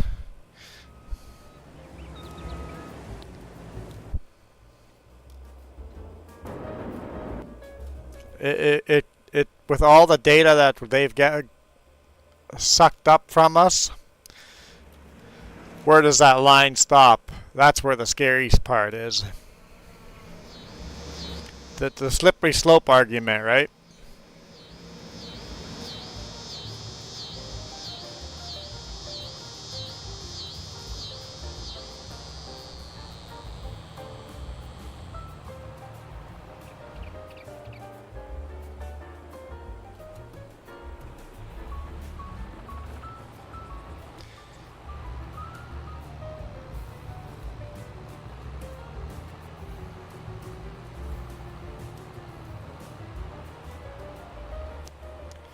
Yeah, yeah, exactly.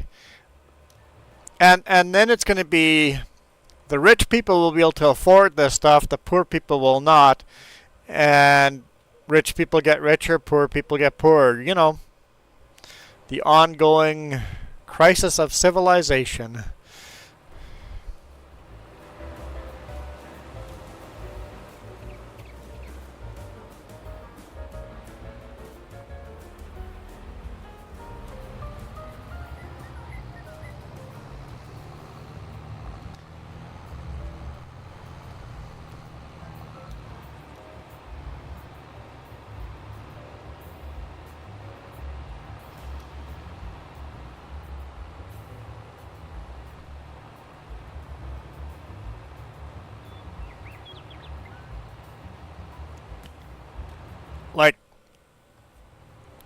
police cars today have license plate readers that they can ping out license plate that a cop should be paying attention to.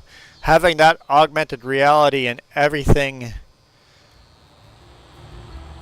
I could see the military and cops getting a hold of that first, and then the rich people getting a hold of that, and then the criminals getting a hold of it before the general public gets a hold of it. Yeah, it could be interesting. As cool as I want it to be, there are lots of people out there go, how can I take advantage of this?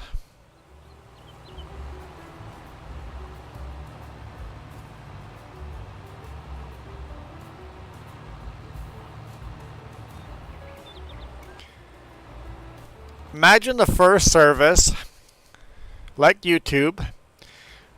I think the service that will replace YouTube will be the service that does live 3D broadcast. Imagine following a person live 3D.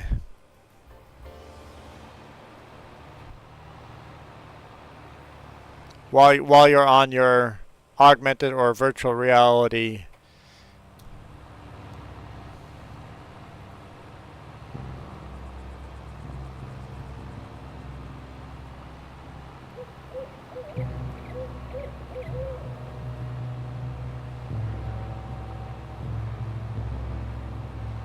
Holodeck.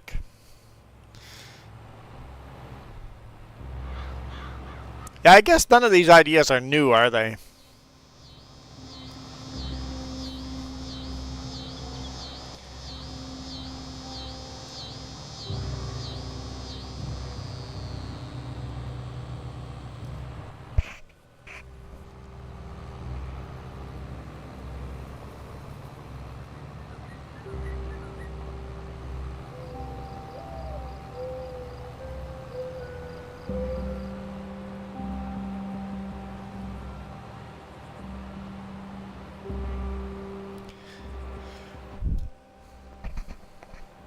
Yeah, Blade Runner 2024 or 2042, whatever the newest one is, has a holodeck in it.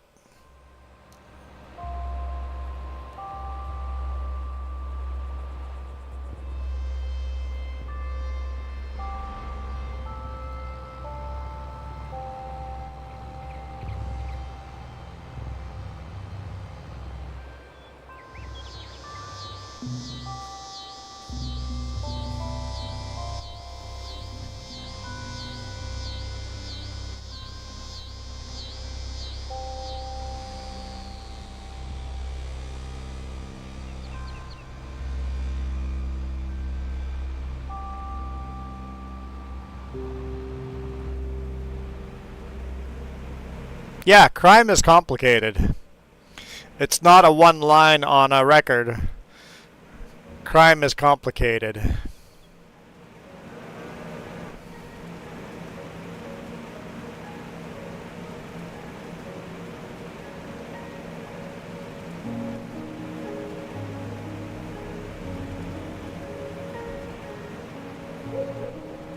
And crime changes. As laws change,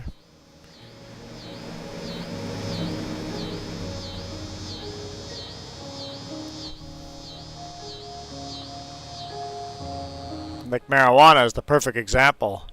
There are people in prison today that their crime started down a horrible path because they smoked marijuana that was illegal at the time. It started a criminal record that they couldn't come back from, and they're in prison today because of that, a law that no longer applies.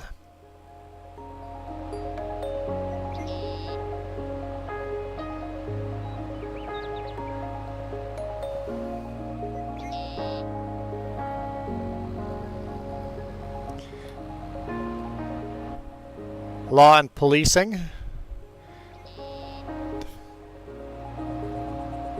Philosophy on law and policing. That'd be an interesting video to watch.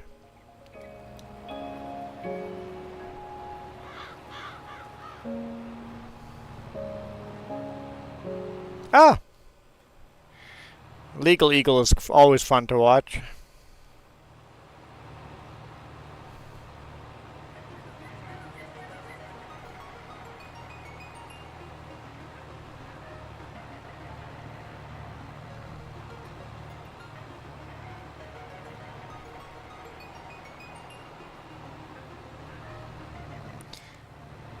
I don't watch a lot of YouTube, so it's kind of hard to get all that in, but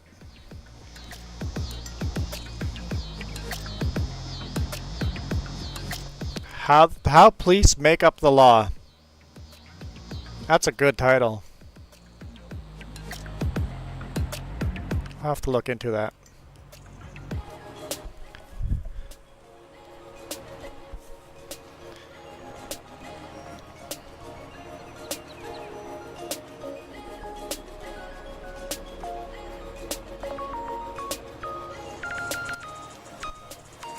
I like YouTube videos that take podcast form. I can listen to those in the truck when driving.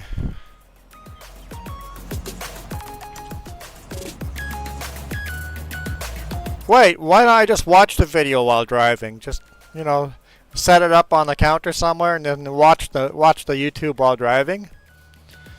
That seems like a good idea, right?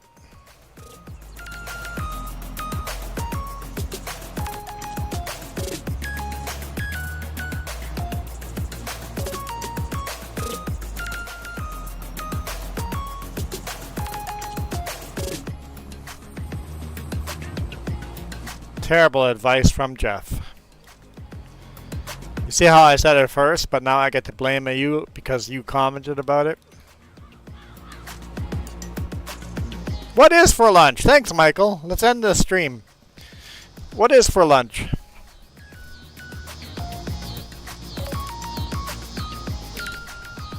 What are we doing?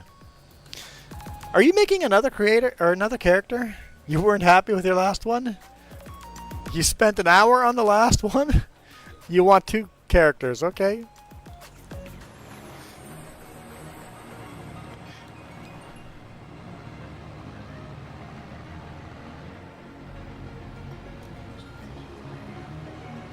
Oh! Jess says Jeff is buying lunch. Jeff, what are you buying us? Michael brought it up, though.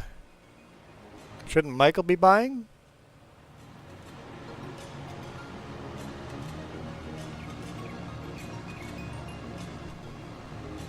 Apparently, Jeff, you're buying.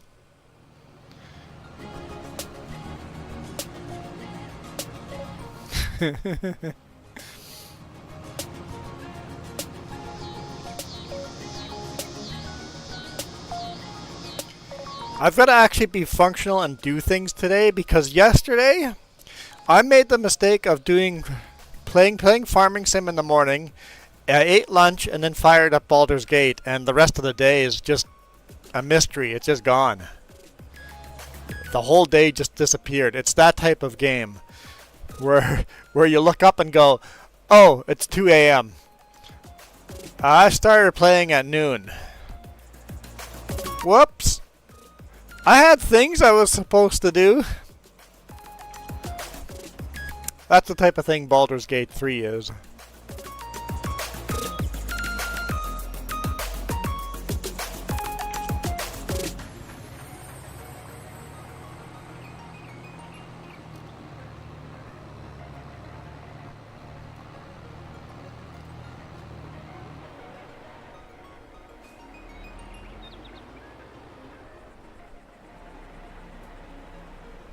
You did find the best frozen. I'm guessing we were having French fries with our meal.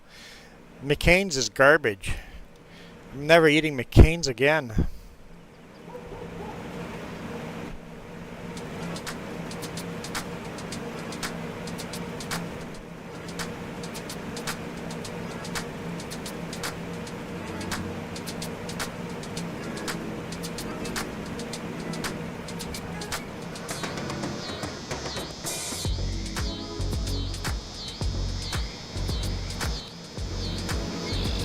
You know what? We've done a bit of grass here. Let's swap jobs again. till Jess figures out what I'm eating.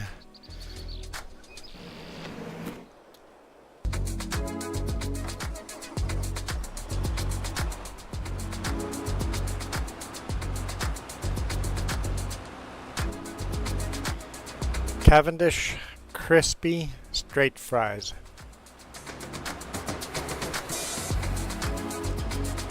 They're really good. They're like, you bake them and they taste like they're deep fried. They're good. They're good.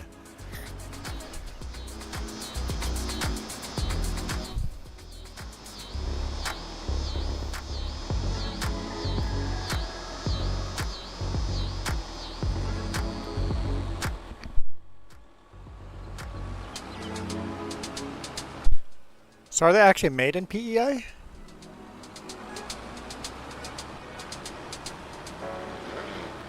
Do they have one big factory in PEI, or is there more factories?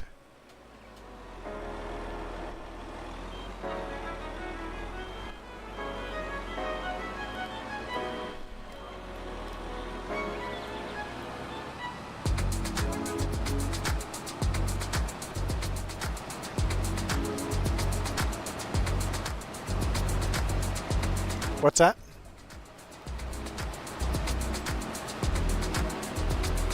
Okay, one in Lethbridge, 2 in PEI, and 1 in North Dakota, Jamestown. Jamestown, PEI, and Lethbridge. So most likely ours come from Lethbridge.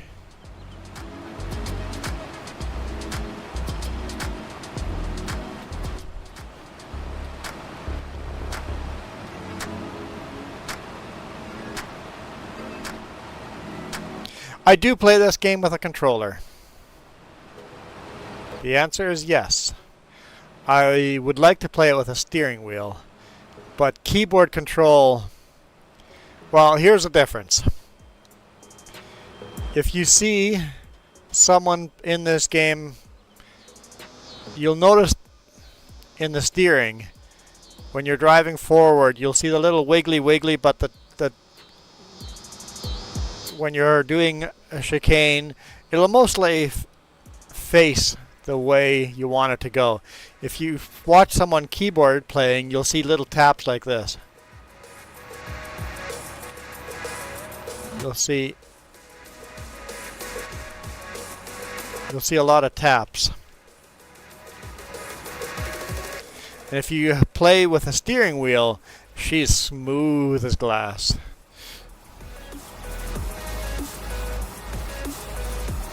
So if you really pay attention to the way they do the steering, you can tell if it's keyboard or controller or steering wheel.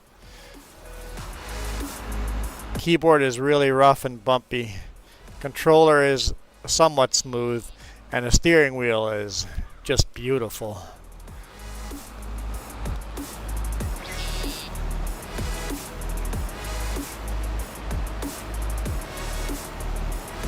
Yeah, ATS game is impossible today with keyboard. I don't know how people play ATS with keyboard, controller or steering wheel. You need at least a controller. Fish and fries? Sure.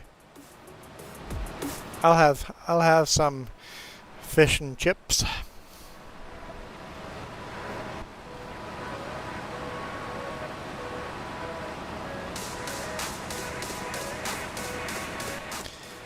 A car has 6 wheels on it. No, it doesn't. Oh, you know what? Shut up. I understand the trick question. I understand the trick question. Yeah. You got 4 wheels, then you've got the spare wheel, and then you've got the steering wheel. You got me there for a second.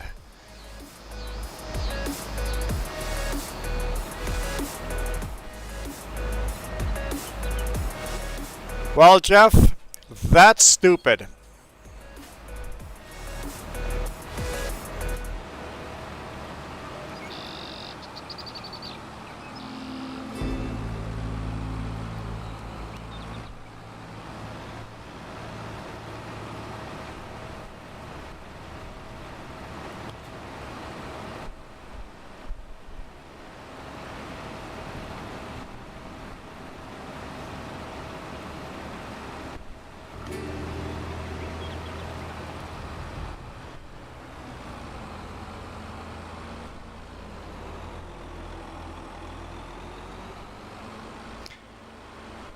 Oh, you're thinking flywheel. Flywheel. Yep. Yeah. I was thinking it's like where's the next wheel, but yep, there's a flywheel.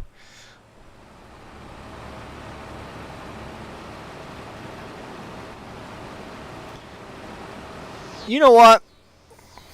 A spare wheel is not as important as it used to be.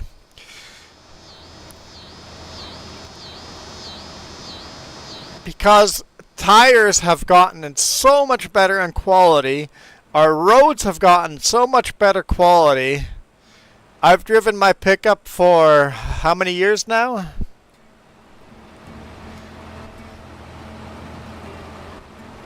And had no flat tires. Last time we had a flat tire. Did the Matrix have a flat tire ever? Yeah? Oh, we had a flat tire on the pickup too. Yes, we did. One time the pickup had a flat tire. But the chances of flat tires are so much lower than they used to be. And most of the flats are slow flats, hence an air compressor can get you to a tire shop. So not having a spare tire is not as important as it was 20 years ago. I still want a spare tire. When I bought the trailer that now is owned by James, the first thing I did was buy a spare tire for the trailer.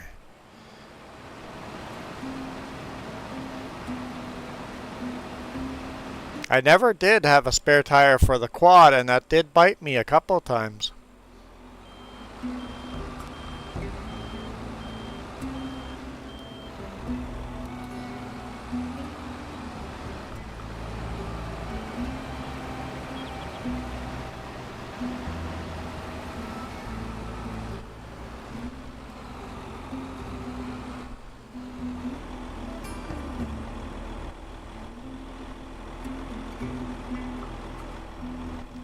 Yeah, if you never rode... The only time you need a spare tire is road trip. If you're driving in town, spare tire is a useless thing to have. If you have a flat, you just pull over at the nearest parking area and then call in a friend or call in a tire company and deal with it then. The extra weight you're carrying around, probably not worth carrying that spare tire. That spare tire probably cost a lot more on fuel than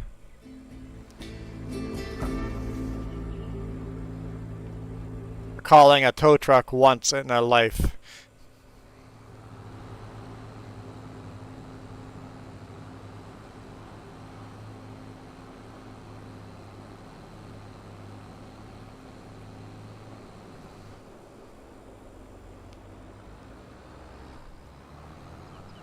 Yeah, most of my flat tires have been doing things that were not usual things that most motorists do on a road. Most of my flats have come in the Ford Explorer back in the day, doing a lot of off-roading, cutting tires on sharp rocks. That's where most of my flat tires come from. I remember hitting a steel bar on a highway. That's probably the last time I remember getting a flat on a highway. And that was 25 years ago or so, since the last time I actually needed a spare tire for normal driving.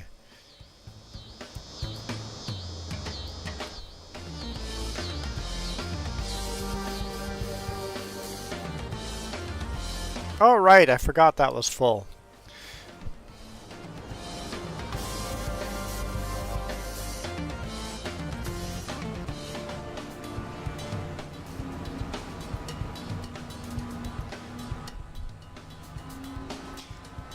Well, in the big rig I've had flats. Yeah, the big rig gets a lot more flats.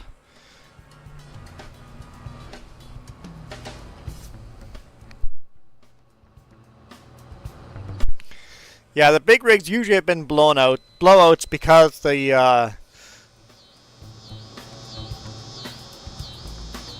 the casing blew out because it had been recapped a couple of times too often.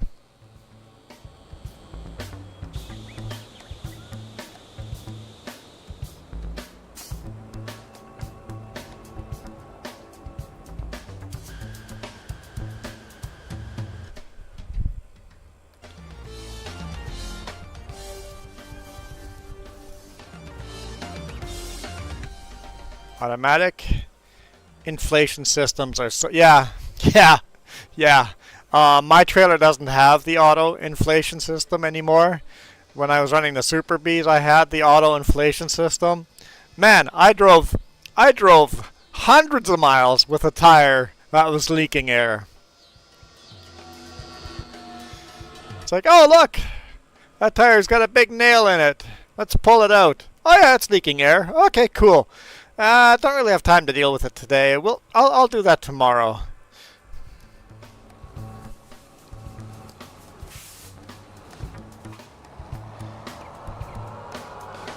But my quad, what I found though, it made me lazy.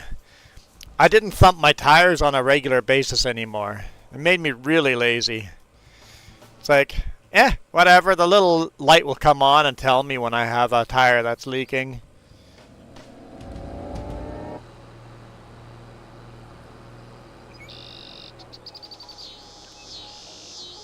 And yeah, if the little light came on and I couldn't find where the tire was leaking, I didn't bother fixing it. It's like, okay, I got a tire leaking somewhere. The auto inflation system is keeping it up. I would try to check on a Monday or a Sunday evening when I first started. I'm like, is there a tire that's actually lower than the rest? And sometimes you had to actually get the tire gauge and take tire pressures and go, hey, that one tire there seems lower than the rest. Let's keep an eye on that one. And eventually you find where the leak is. So yeah, auto tire inflation on trailers is just awesome. Like I said, unfortunately I don't have that anymore. I learned very quickly I have to go thump tires again. Yeah, let them sit for the weekend and then check them out on your first pre-trip.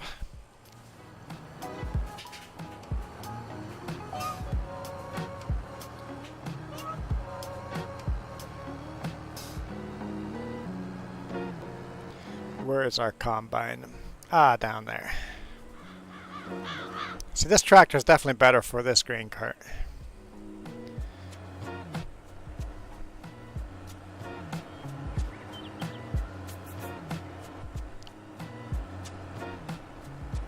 Yeah, I'm not sure why they didn't buy the quad axles with the auto tire inflation system. I'd be a fan of that. And I want my truck to have auto tire inflation too. I see a lot of trucks have that these days.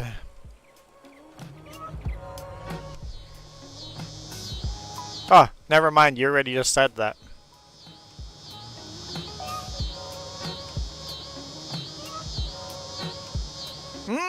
Yeah, that's actually a really good point. Lower the air pressure when you're driving on logging roads. And then when you hit the highway, bring the air pressure back up. That's a great idea. In the winter when it's slippery, yeah, you can adjust your tire inflation. Or if you're in a sandy area, really lower the tire pressures.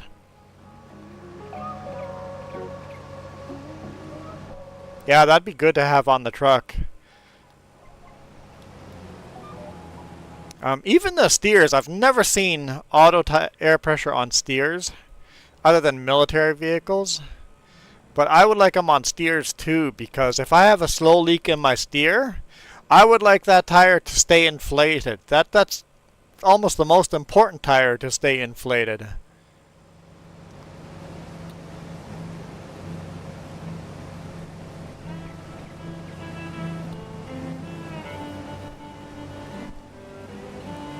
In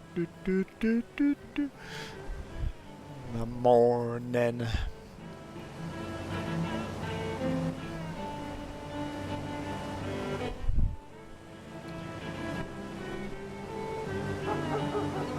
What are logging roads? Oh,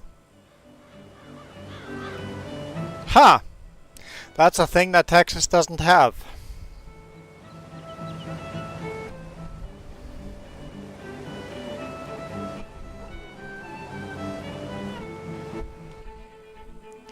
What are logging roads? No, no, no, wrong button. Wrong button.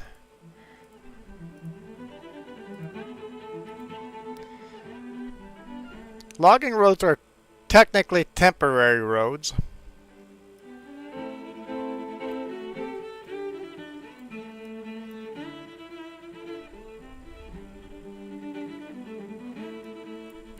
You see all these roads up in the mountains? All these squiggly little roads? Usually end up in little yards. That's where all these trees that got cut down got stored in these yards. And then logging trucks go up into the mountains to pick up all the trees. When they are done with the roads, usually what they do is they go wherever the road starts, right over here. They dig a big trench on the road and deactivate that road so it can get overgrown again. But most of the time that deactivated road,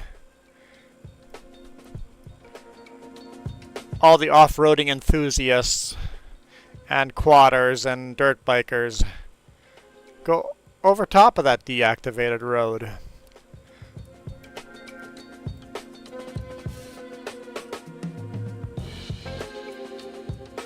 See if there's a... There, that's what a logging road looks like. That's not deactivated. There's no trench dug at the beginning. But that right there would be a two-track... That's a logging road. That's not an active logging road. Active logging road would look a little... wouldn't have the grass growing in the center, but... It's basically a temporary road. And you can always just recognize them by... They go into the middle of the forest and have these little yards where logs got stored. And of course, all the trees have been cut down around them. And they're everywhere.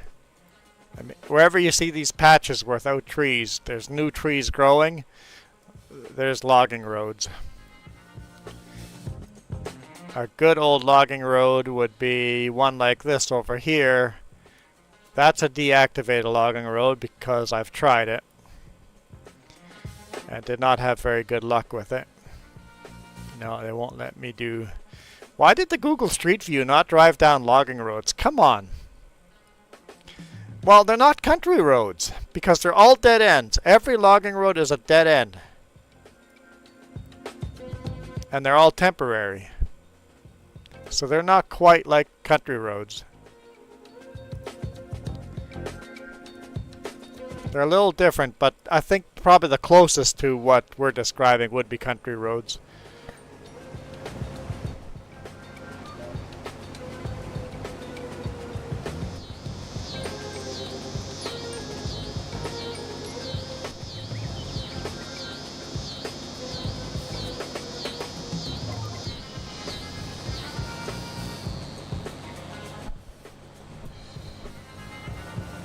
They're all dead ends. They're all temporary. Yeah, bush roads would be another name for them.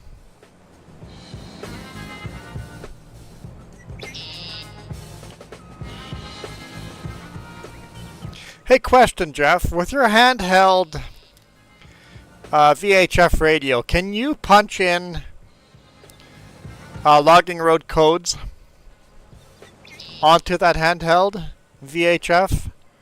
So if you pull up to a logging road and says use this frequency for this road, could you do that on the fly?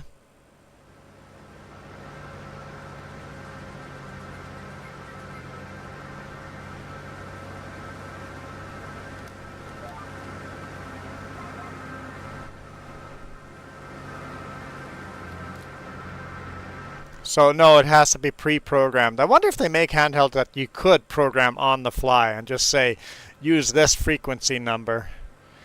probably a lot more expensive if they do exist.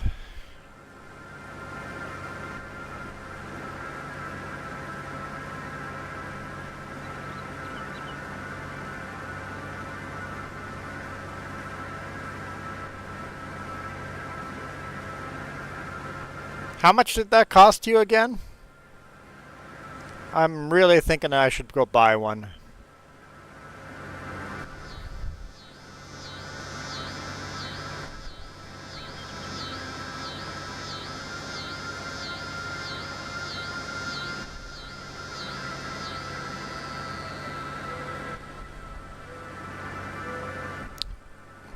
$250 to program it.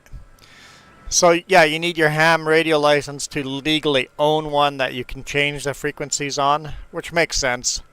Yeah, I'm thinking of buying a handheld and actually doing the work and getting my ham, because I would like to get that and then I could use that in Canada and the US.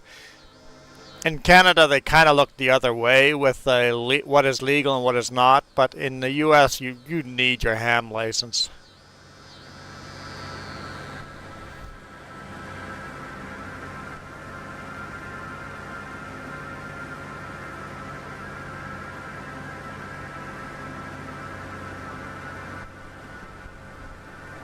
And ham licenses aren't that hard to get, but they're pretty technical. Hey, Milo Girl. Oh, did I say hi, Mac? And Mac, the answer is it is extremely, extremely smoky outside. Actually, I haven't even looked at the fire today. Let's see what's going on at the site. Well, that's not bad. That's not bad for hotspots. Not bad at all. That's a lot better than it was yesterday. Let's see your other maps. Yeah, it looks like the fire closest to us. Oh, that's Creston. Looks like we got hotspots. Yeah, it's a lot less hotspots. Majority of it's burning over here. I don't know how we got hotspots over here and here, but there are always false returns, and it might be little spot fires too. But yeah, that's encouraging. And there's no hotspots on the US side at all. So the US has got their side under control. We've got a little bit left here.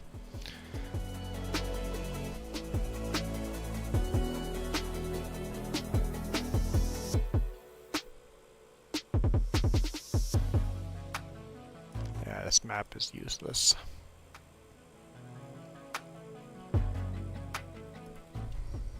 But smoke, on the other hand, we're right under that 51 over there. Smoke is just stupid, especially up north. We are... I'm lost in the smoke. Okay, we are right over here.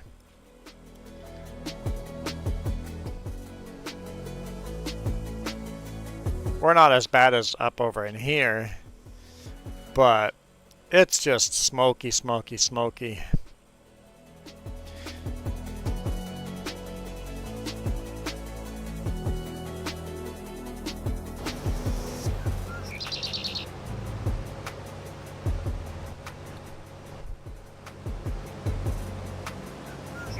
We belong in Antarctica. I don't know if Antarctica has all that many interesting things.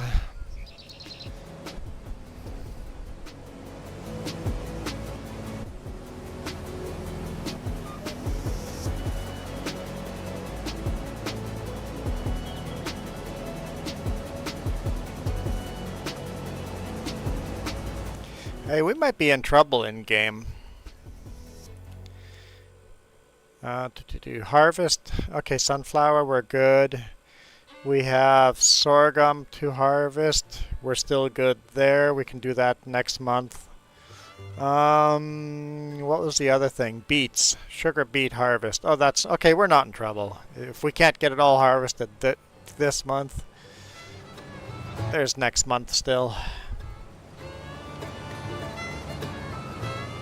Life is difficult in hot places. Yeah.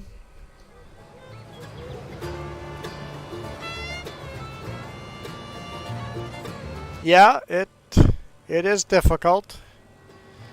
We're pretty lucky right now. My thermometer says 31 degrees Celsius right now. It's a little bit cooler than it has been.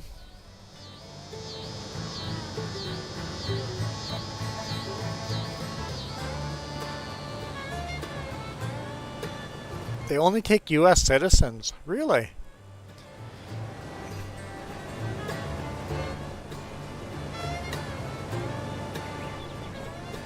Yeah, imagine spending a year, a year on the South Pole. That would be a life experience you would remember for the rest of your life. The good and the bad.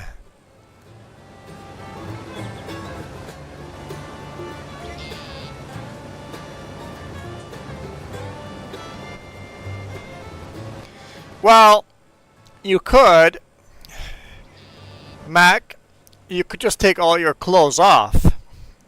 It's just not socially acceptable to do so.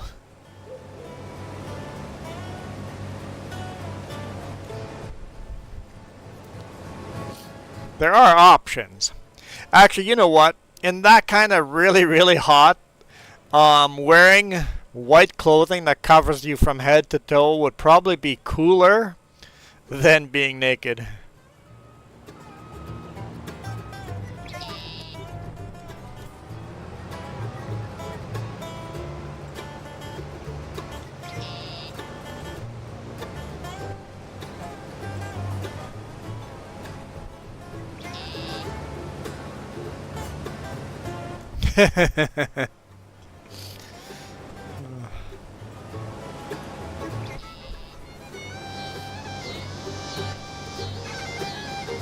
And that seems to be male and female in your country, right?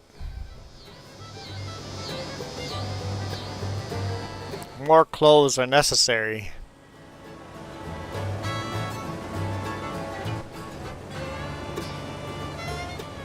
So I got a question for you, Mac.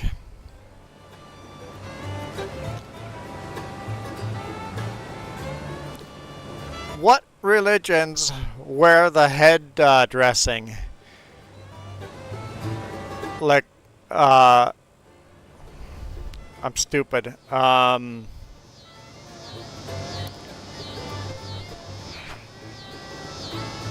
can't.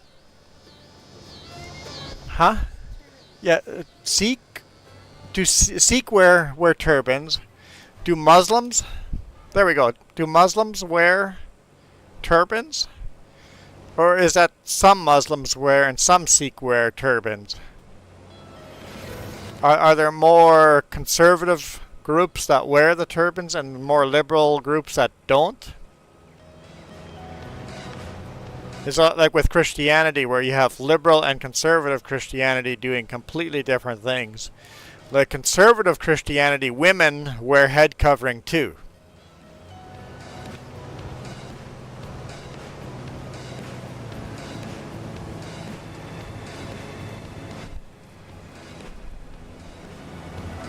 Not face coverings like conservative.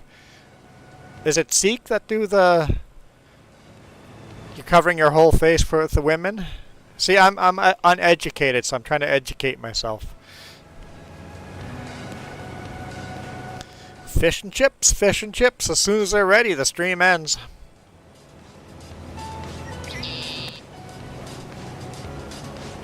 So Sikh don't do the hijab, but Muslims do the hijab for females. Because I see Sikhs wearing turbans, though.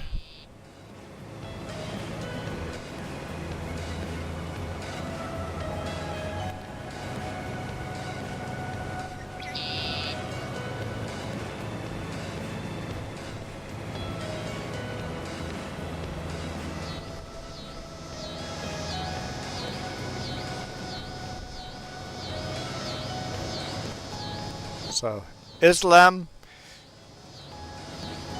because of the Torah, right? Same with Jews. Jew males have head coverings too, right?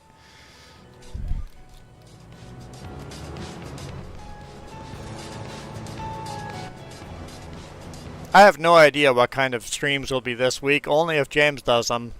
Jess and I will not be doing live streams this week.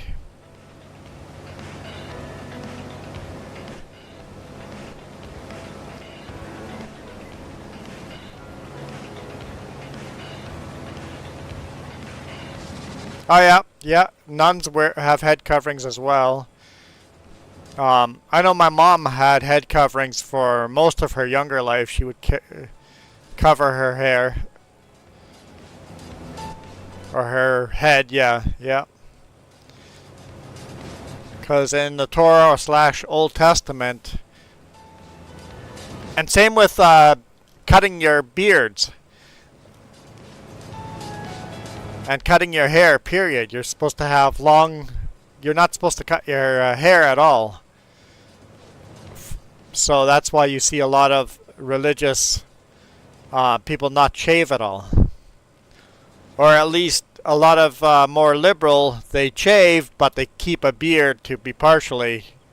Symbolically, they still have hair covering.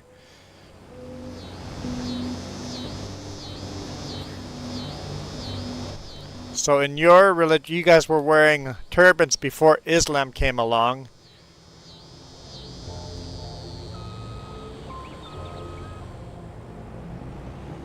So it was more cultural than religious. Yeah, I think that's same with Christianity. The people that still, the women that still cover their hair, and the Christian religions that the males still don't shave their beards. It's a cultural thing too. Like you see Hutterites and Amish that are related to Christianity. It's one of the branches on the Christian tree. They still do head coverings for women and beards. So I find that with Christianity, the more conservative you are, the more you still do those old laws. And the more liberal you are, the less you do those. Culturally, it's different, right? And a lot of Christians will, the ladies will wear this small little head covering on top of their head, just symbolically covering their head. Just like Jews, Jew men wear that small little cap. What's that called again? I can't remember, but it's symbolically covering your head, even though you're not covering all of your head.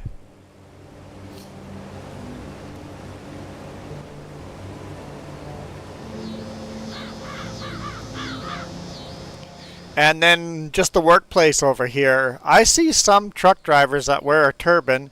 They take their turban off to put their hard hat on. And others will refuse to take that turban off. So it's depending on your commitment to that culture, right?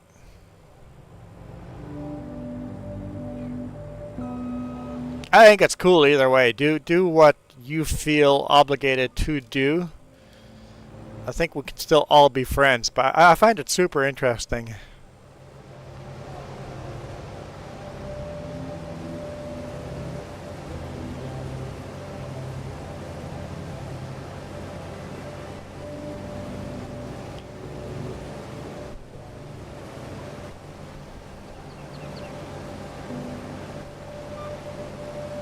They wear a what?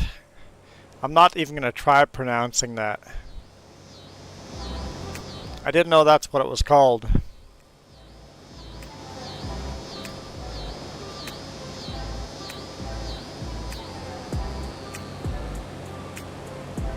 So for Sikhs, it is mandatory to wear a turban and not shave any body hair.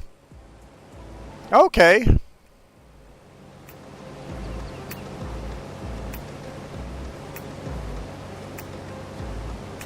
Yeah, the reason why the turban is so big is not because there's so much cloth on top of your head. It's all the hair that it's covering up. full length hair under that turban.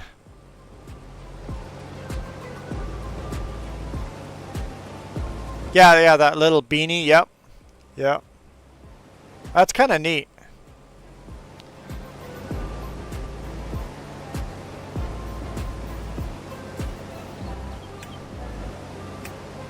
See, Jess comes from the Catholic culture. I come from the Mennonite culture, which comes from the Catholic culture.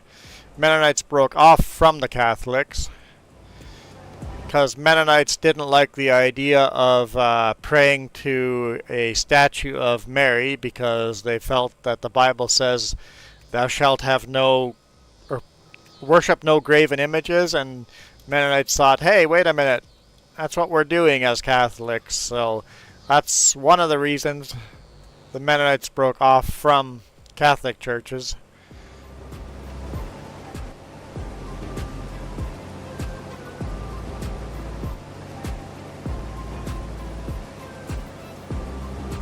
And I think that's why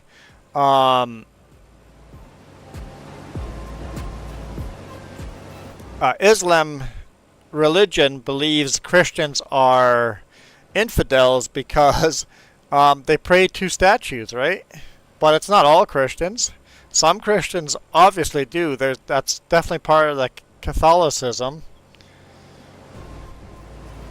And the Torah, the Old Testament, definitely teaches against that. So it's interesting. The differences.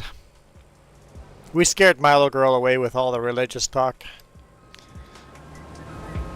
I just find it really interesting how different we are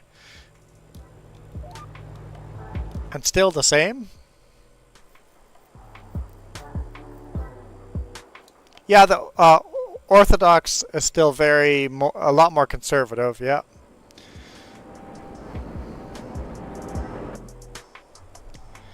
Poor Milo Girl.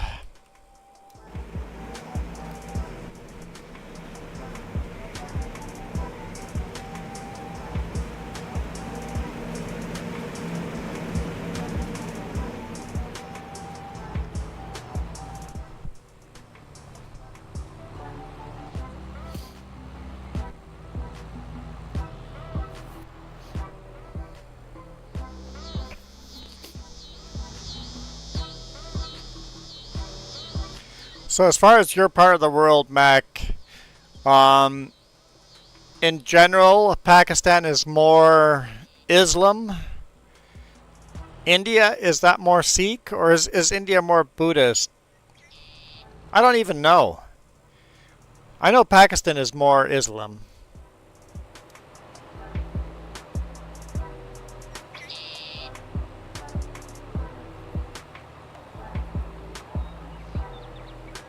I honestly don't know much about Buddhism, is that how you'd say that? And about Sikhs. I don't know a lot about those religions at all. I know more about Islam because it's so similar to Christianity and Judaism. Those three religions are pretty much the same religion.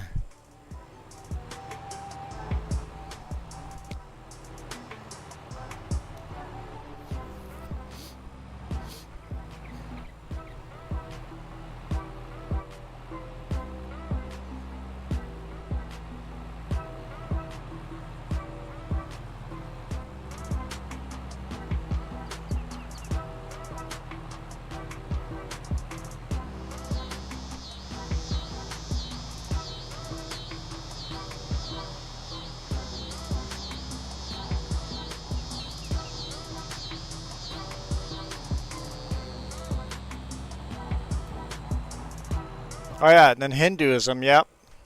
Forgot about that.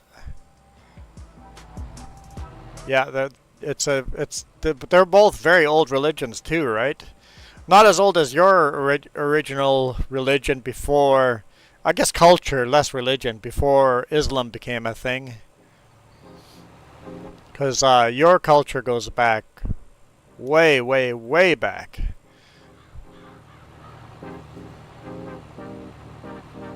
Like cradle of civilization back. Food is ready?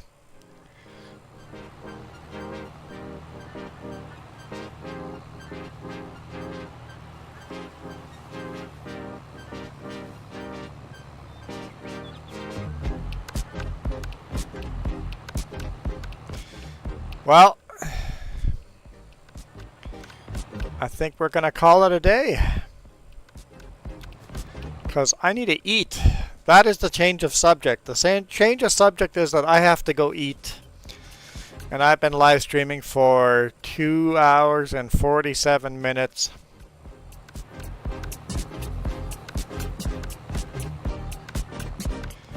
We need Milo Girl to come back and just spam the heck out of us now. The end of the stream is just not the same without all the spam.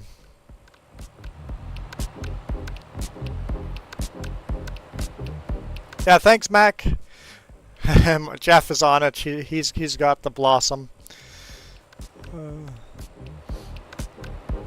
We're gonna bail out of here. Really appreciate it. It was a fun subject, and thanks for entertaining all my questions. I appreciate that. I like learning. I like learning a lot. Dang nabbit. Is that like school?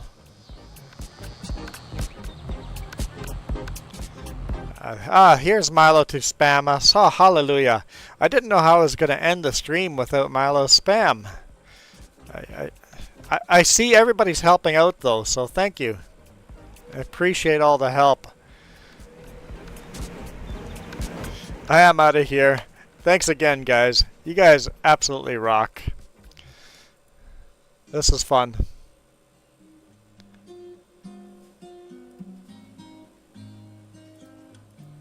This video is brought to you in part by the letter C and these YouTube members. Cookie starts with C. What other things start with C? Oh, who cares what other things? C is for cookie, and that's good enough for me. Thanks for watching. Nom nom nom nom nom nom nom.